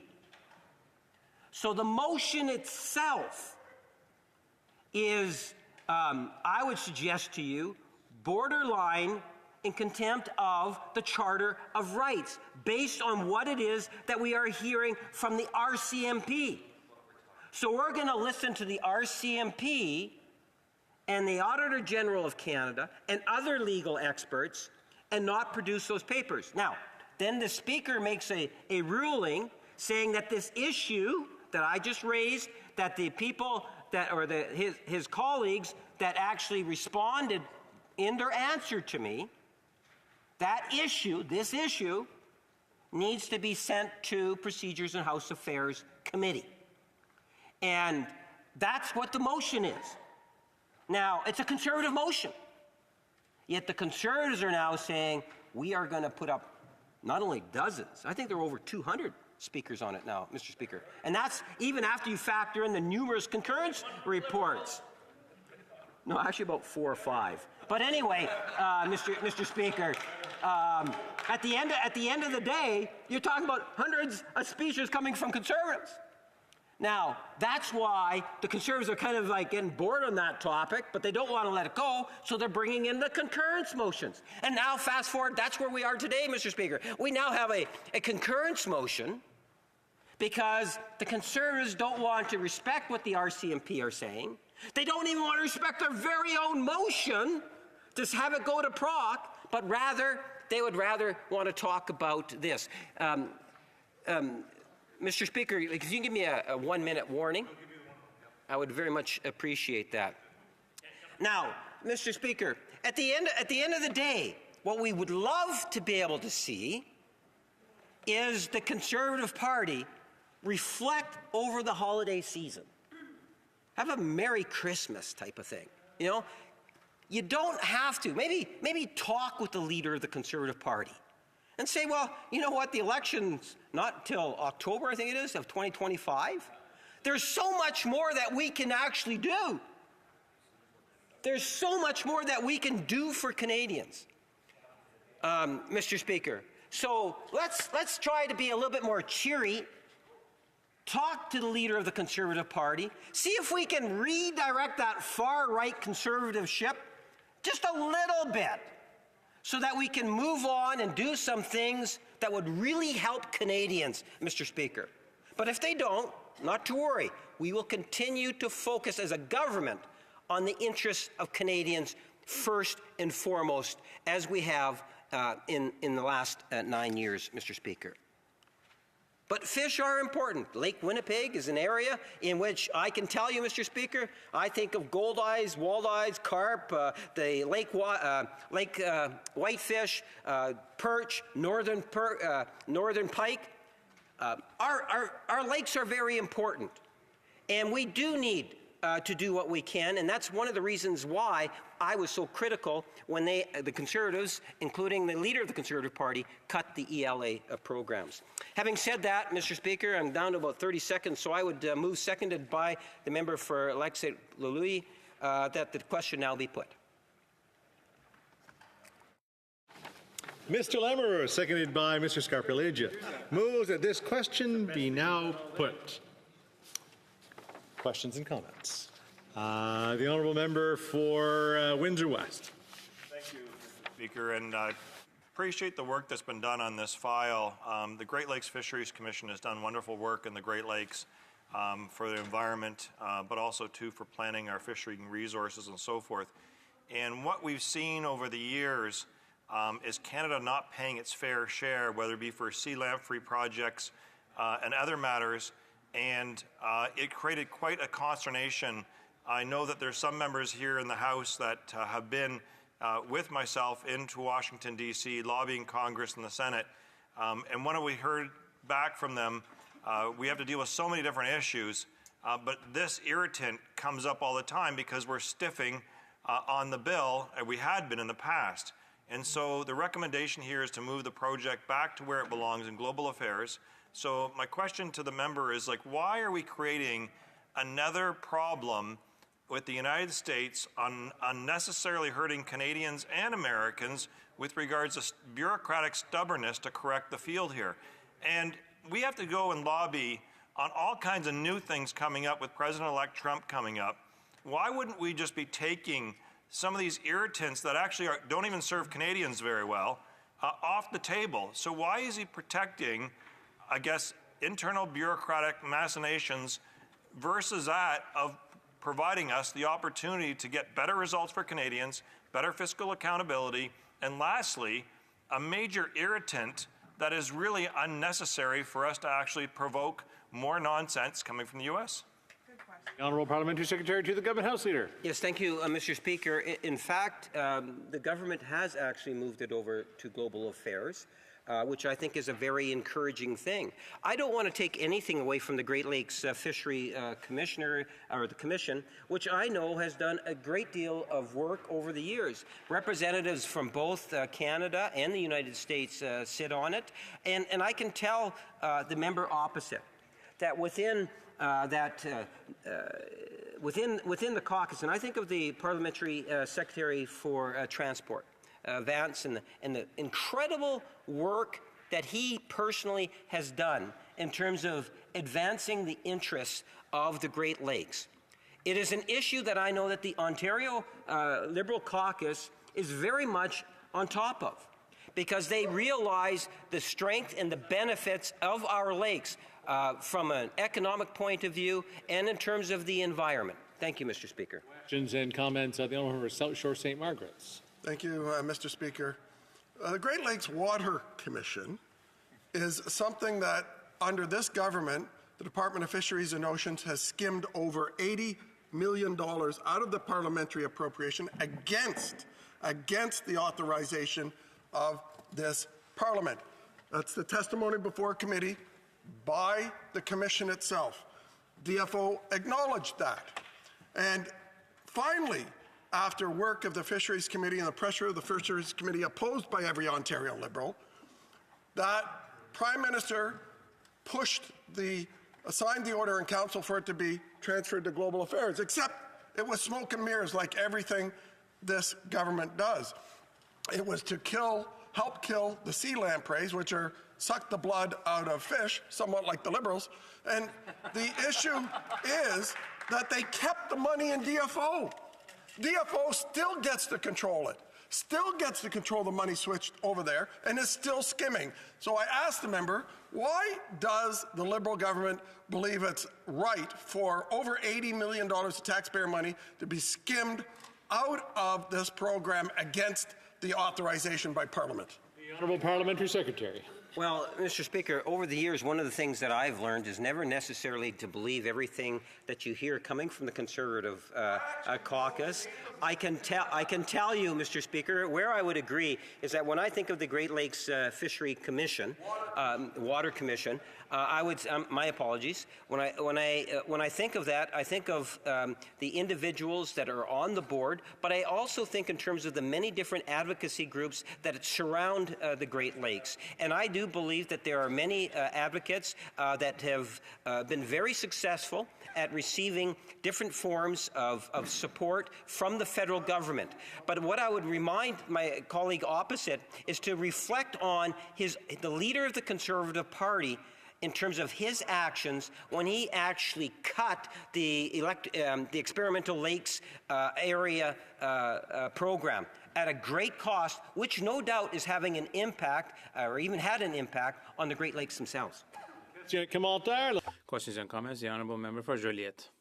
Thank you, Mr. Speaker. In his remarks, the Parliamentary Secretary was talking about the GST tax break that was adopted by the government with a super time allocation that we did not have a chance to study in committee.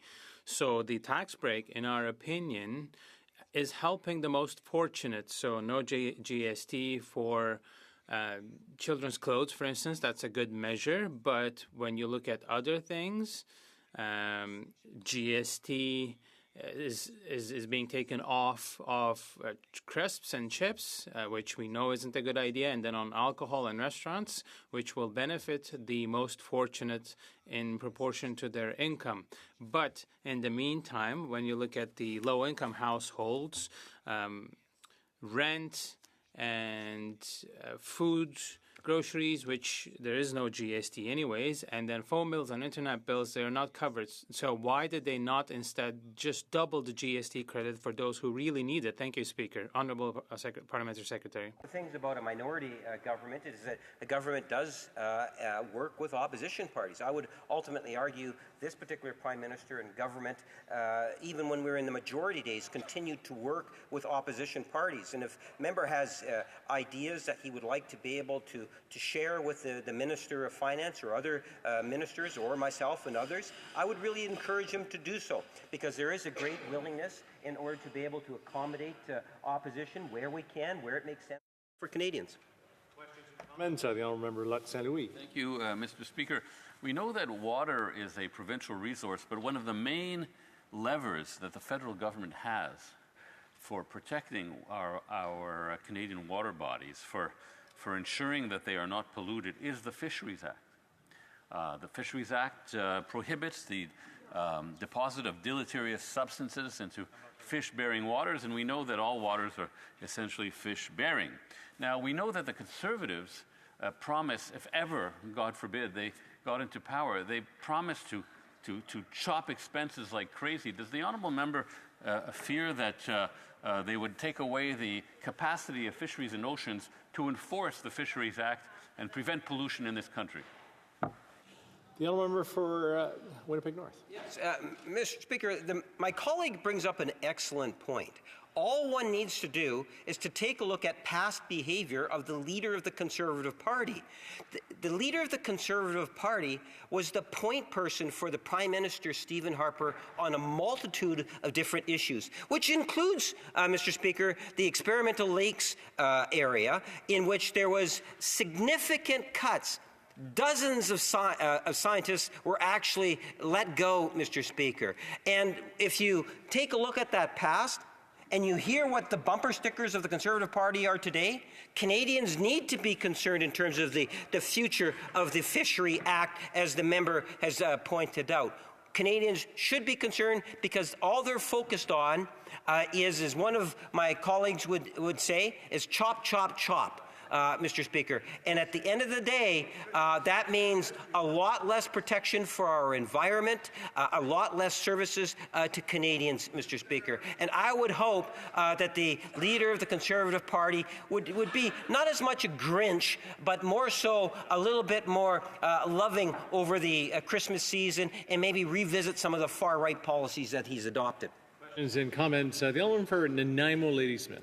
Thank you, Mr. Speaker. Mr. Speaker, I'm sure I'm not the only member of Parliament in this House who has had the Great Lake Commission bring the sea lamprey here on Parliament Hill and have that suction on your hand of the sea lamprey and to feel what that's like and to see the teeth of the sea lamprey up close. It's not a good image, and I'm certain I would not want to be a fish that comes across the sea lamprey. And this is the extent of the concern that we're talking about. We know the Great Lakes Commission does incredible work with sea lamprey control, and the Fisheries Committee was very clear that we needed to change the governance to global affairs, and that the funding stream also is being held by the Great Lakes Commission so they can do this important work that they need to do and not have barriers in being able to do that work, which is ultimately our responsibility to do alongside our American partners. And so the member, I'm not sure if he was denying what my conservative colleagues are saying, but perhaps he can clarify,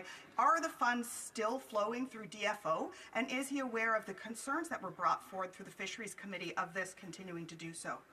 The honourable member for Winnipeg North, without any time, but allow him to answer. The short answer is it's already been changed over to global affairs. Thank you, Mr. Speaker. Reprise du débat. L'honorable député. The honourable member from Beauport, Côte-de-Beaupré, Île-d'Orléans, Charlevoix. Thank you, Mr. Speaker. I am very pleased today to speak to this file, which is of great importance to me. But I don't think, we're coming up to the holidays, and so instead I would like to commend the members of the committee, the members with whom I work on the Fisheries and Oceans Committee, and I would also like to commend my government colleagues, those of the official opposition, and those of the third opposition party, with whom I enjoy discussing, arguing, and listening to the precious testimony from the different experts who are all experts in their respective areas. So I thank them for their valuable collaboration. And I would particularly commend our commander, our captain, the member for Labrador. Now, whether they are spokespeople for organizations, management or fisheries organizations, scientists, processors, researchers, or professionals on the ground, for example, owner fishers, those who are of the next generation, or retired or former employees, all of them have recognized and undisputed experience, and they are also very relevant, generous, and experienced. Now, allow me to digress somewhat. I would like to look back to my own past, because I am the daughter and the granddaughter of fishing captains from generation to generation. And the issues and challenges that the fisheries world is dealing with today do not surprise me, because since I was very young, I heard my mother and father talking about his love for the sea, but also its risks and perils.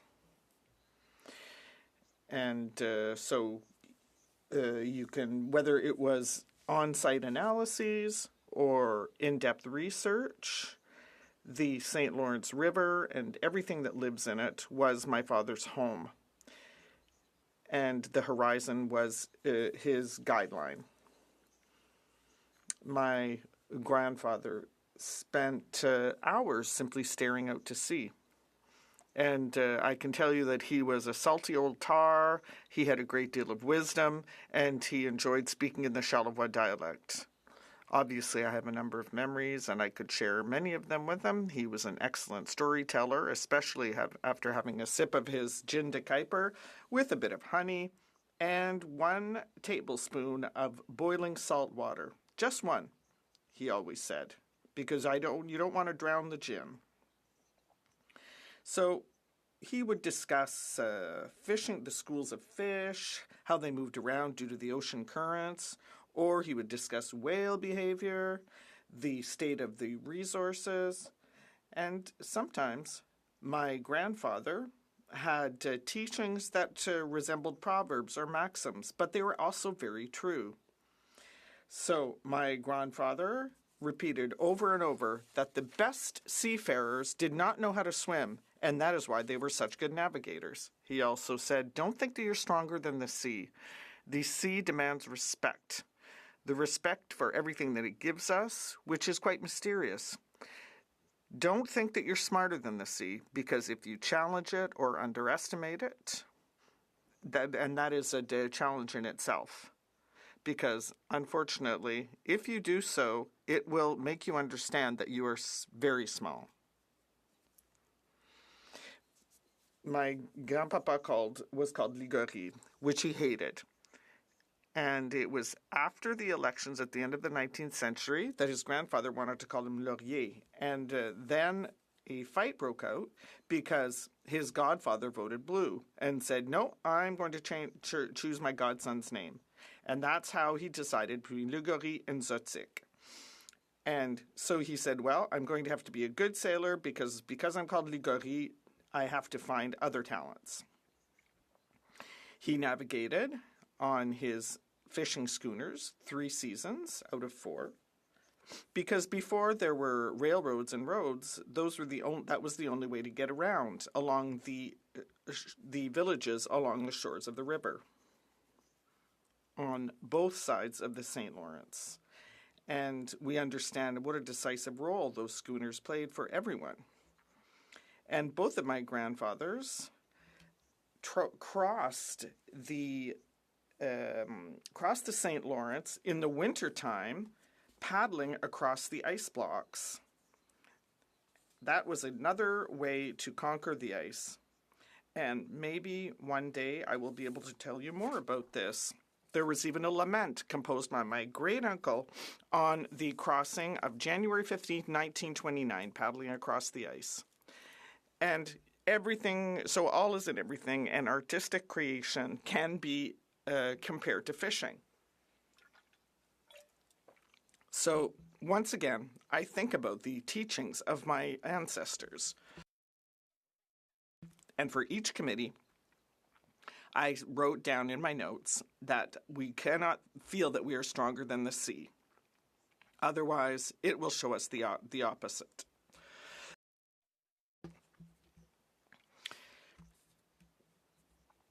So we could give an example of that with regard to the overpopulation, the overpopulation of seals. My father was a cod fisherman, and he was worried that the cod would disappear, especially when he saw Brigitte Bardot and a group of militants using photos that showed cruelty. But that is a reality, but it was only a tiny part of what happened with the seal cull, because they were food for the Inuit people, and we know what happened after that. So we know that the cod fishery collapsed, and so my father was right. 20 years early, he said, my daughter, please take advantage of this delicious fresh cod, because in another 20 years, because of the predator-prey cycle, it will not exist anymore. And you know, he was right, as we have observed.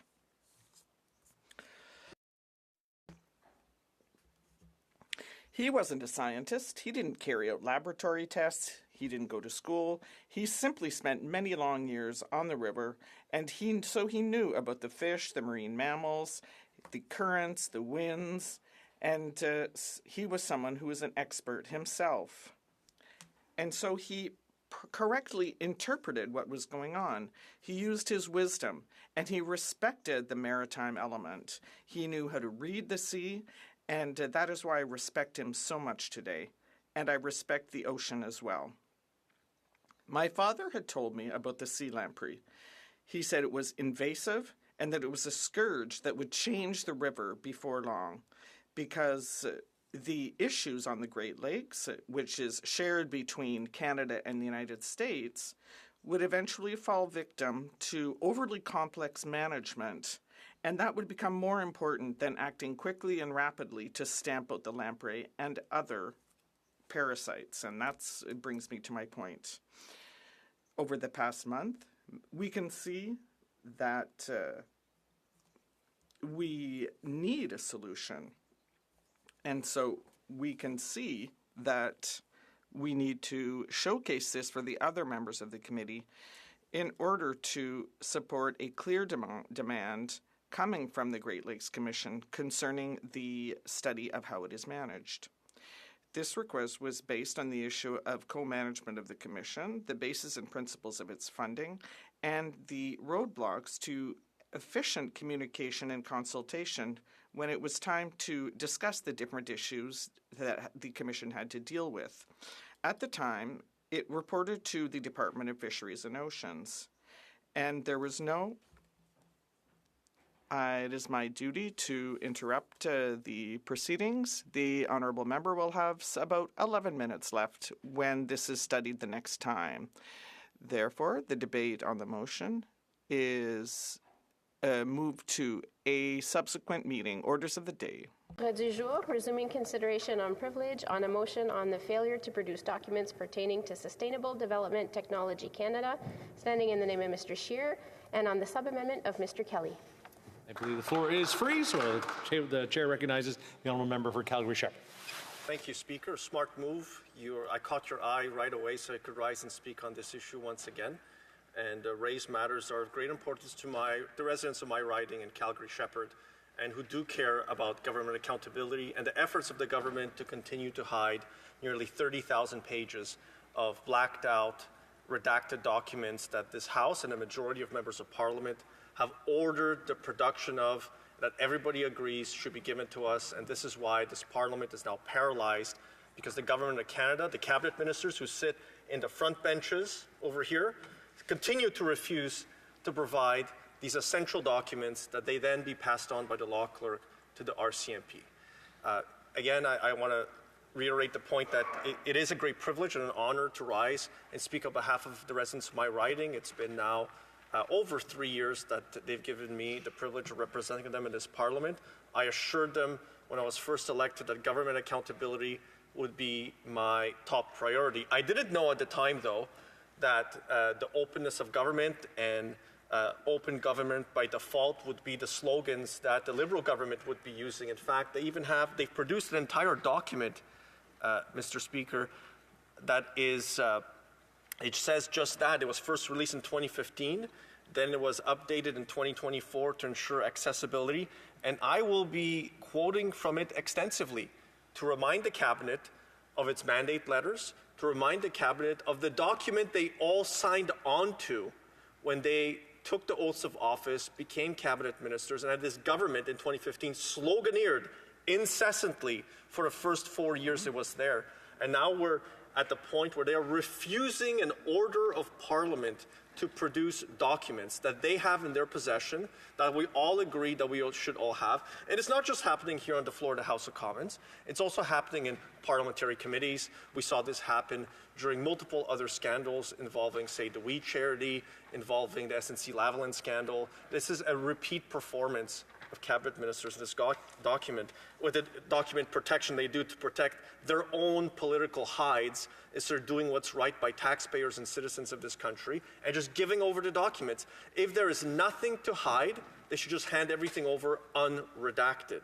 So the Green Slush Fund, that's the term we've been using to describe it after an Auditor General's report slammed how this fund performed after the Liberals removed all of the previous persons involved on the board of directors and replaced them with their own cronies.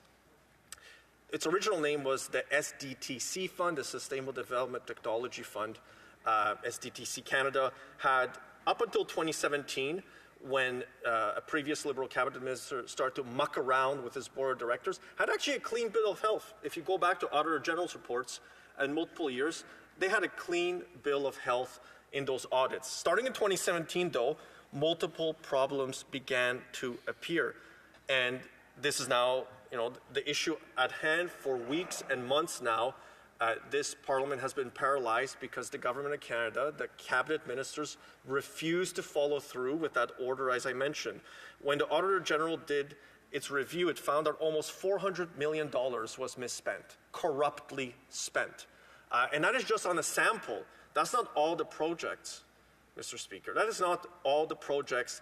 The Auditor General actually hasn't had a chance to go through every single project to find out if money was spent corruptly in those situations. In the sample that was used, in one of the samples, 10 of 58 projects that were audited, they found $59 million of payouts that failed to meet even the SDTC's own eligibility requirements.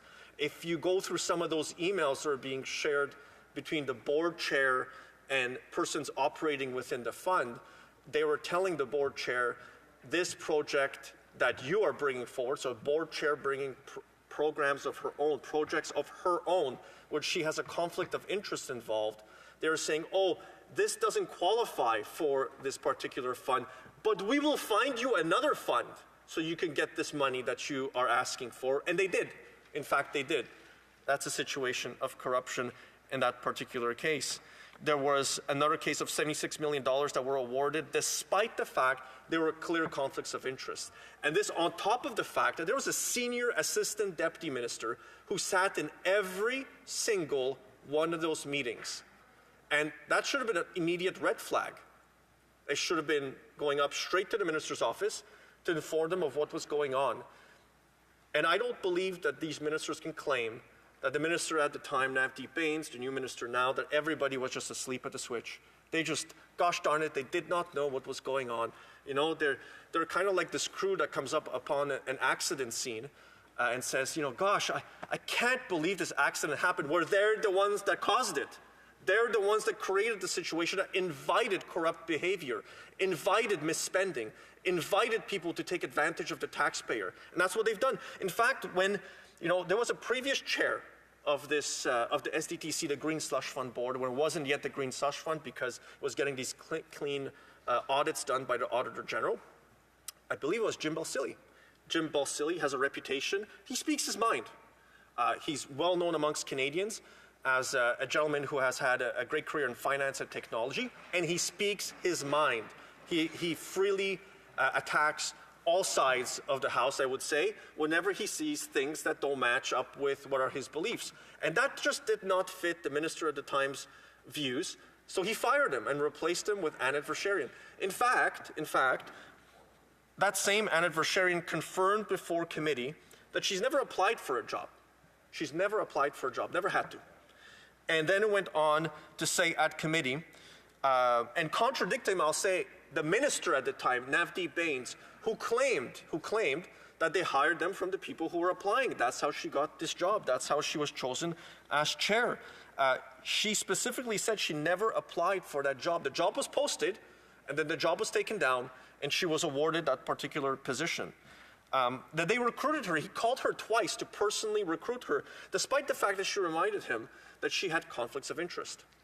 Those same conflicts of interests then came up during those decision-making, because in some of those decisions, she was at the table making the decisions that later on the Auditor General found were corruptly made, corruptly done. And this is where we find ourselves here, where a fund that used to function just, it seemed properly, because it was getting clean audits from the Auditor General, doesn't exist anymore. This is how bad it is, Speaker. This entire fund was completely shut down and rolled into the NRC, the National Research Council, because that's how fast the Liberals wanted to run away with it. They thought that that would be enough to simply sweep it under the rug. There's nothing to see here. Mistakes were made. It's like one of those old episodes of Yes Minister from the 1980s. Highly recommend them to anyone in the House to listen to. Sometimes you'll get that whiplash experience where you'll say, I've experienced that. And I can say, we're experiencing right now. They're claiming, you know, lessons were learned. It's like one of those private secretaries at a UK committee in this comedy series. Lessons were learned, we'll never do those again. Mistakes were made. It was an interesting pilot project. You know, there was some corruption. There's nothing much to see here. We should just move on. And they admit to it. And then they shut down the fund completely. And it is indeed the Green Slush Fund when, you know, close to half was improperly spent.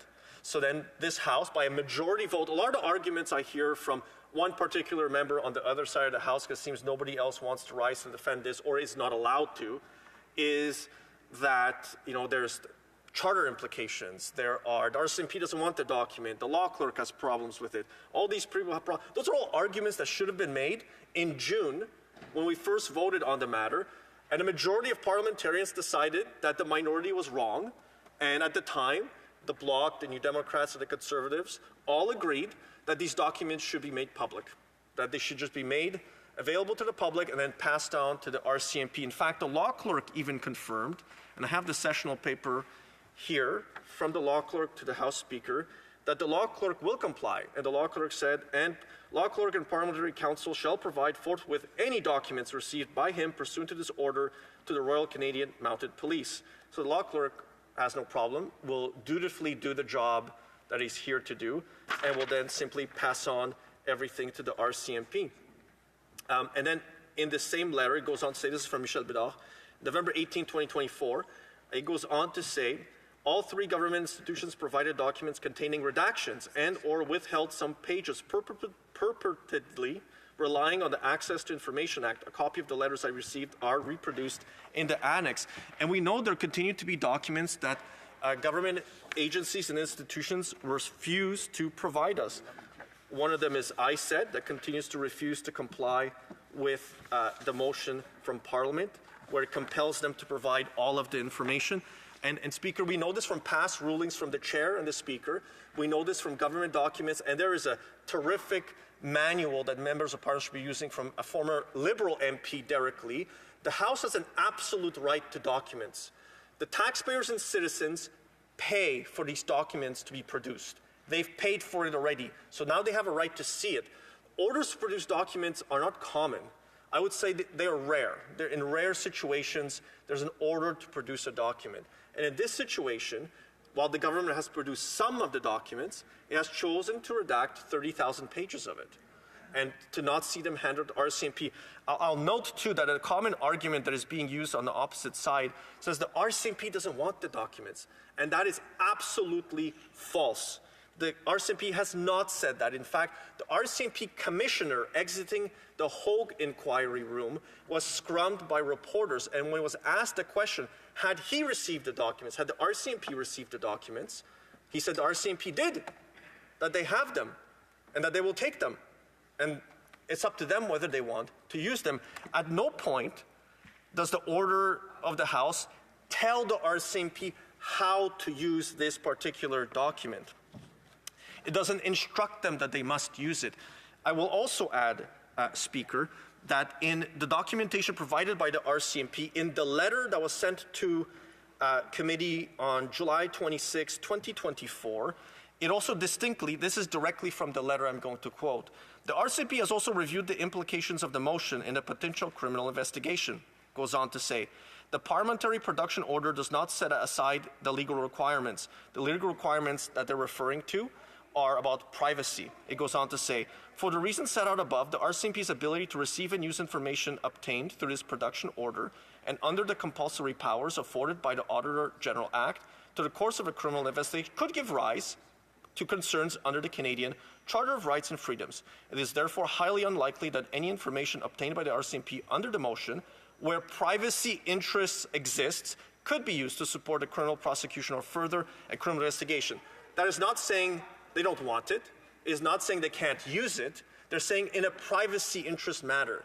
And nowhere do I note there that they've said that the Charter of Rights and Freedoms was intended to be used as a shield against government corruption. Nowhere. That was never the intentions of the original founders of that document, to use the Charter to protect government cabinet ministers from accusations of corruption and a potential criminal investigation by the RCMP. That is the argument, that is the lead argument the government is making today. So, let's go back to what the cabinet ministers have all agreed to do. In past mandate letters, there's been a common reference, even in the latest one, about open and accountable government.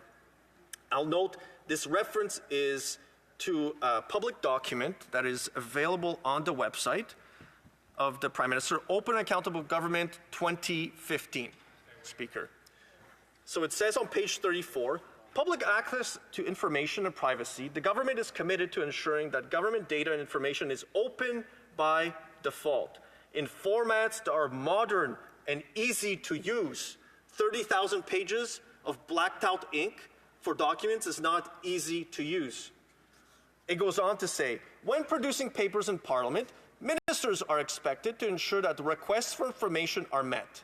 Matters related to the production of papers in Parliament are coordinated with the leader of the government in the House of Commons. And now they've refused to comply with one of the very first initial government documents that they all signed on to, Speaker. They all agreed to do this, they had no problems at the time to sloganeer and claim that they were going to be the most open and government in the history of Canada, that they would never, ever, in a million years, ever dare to even think about keeping something from the public. And then we had the SNC scandal, then we had the WEF scandal, then we've had ministers be fired because they didn't want to do whatever the Prime Minister ordered them to do, to hide information from the public. And we've learned our lesson as Canadians, as parliamentarians, to distrust everything the Prime Minister, the Prime Minister's office, or PCO has to say. And much of this is at the direction of the Prime Minister's office and at PCO to continue to hide documents. This is intentional. The paralysis of Parliament here is intentional by the Liberal government, because they know darn well if they just give the 30,000 redacted pages, this all ends, this all stops. Every single private member's bill on the Conservative side, on all the opposition sides, we've lost all of those slots. This is my opportunity to remind you, Speaker, of how low you drew me in the private member's bill draw as well, because I think I was drawn third from the bottom when you did those draws.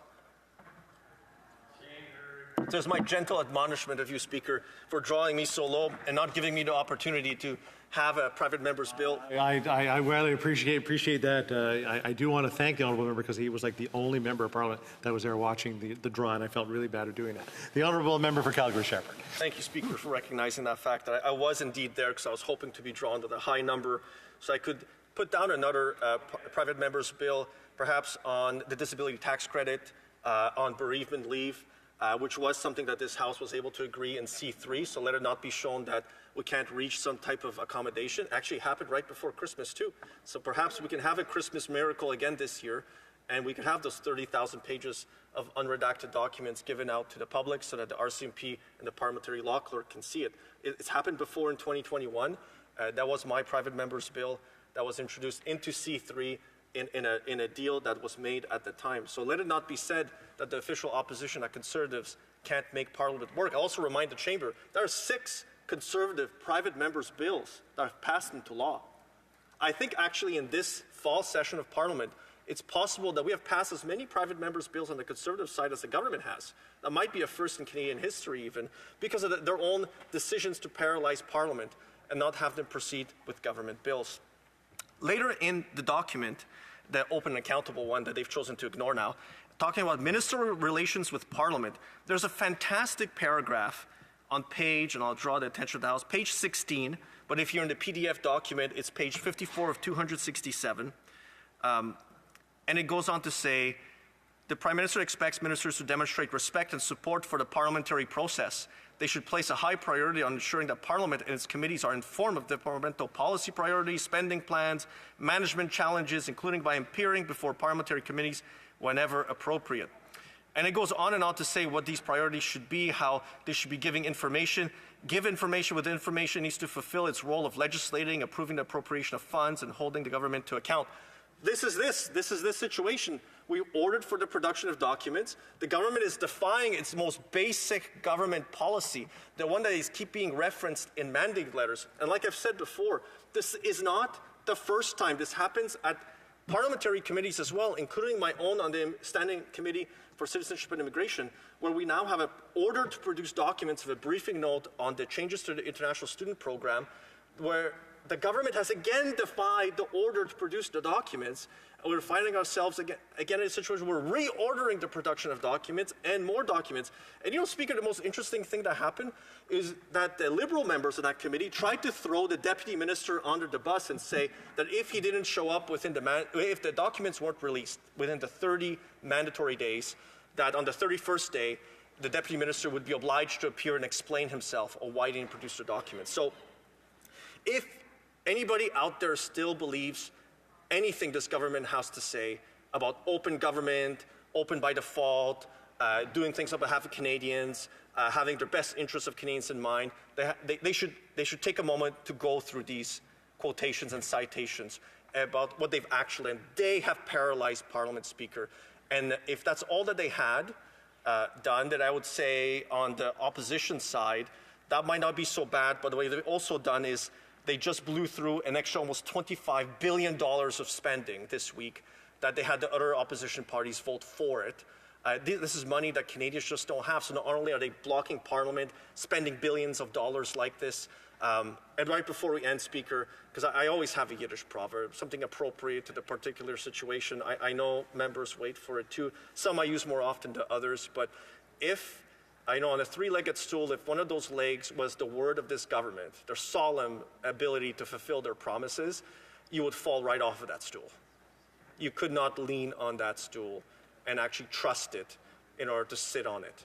And it's a great Yiddish proverb that is very much true. This is the most untrustworthy government you could ever find. They claimed these things in 2015. They sloganeered on it, and they have been incapable of keeping their word to parliamentarians and to the citizens of Canada that they would in fact be open by default, like their government document claims, that they would work with parliamentarians and ensure that Parliament can meet its accountability function. It's in the very documents that they have never reneged on, never rejected, but they refuse to comply. There are 30,000 pages of redacted documents missing. So let's have a Christmas miracle, Speaker. Let's have those documents released. Question, appel au règlement, l'honorable député. The honourable member for Joliette on a point of order. Yes, Mr. Speaker, I think you will find that the House wishes to see the clock standing at 2:30 p.m. All those opposed to the honourable members moving the motion will please say nay. All those opposed to the motion to please say nay. Motion is carried. Therefore, it being 2:30, the House stands adjourned until next Monday at 11 a.m. pursuant to Standing Order 24-1. Is it something I said?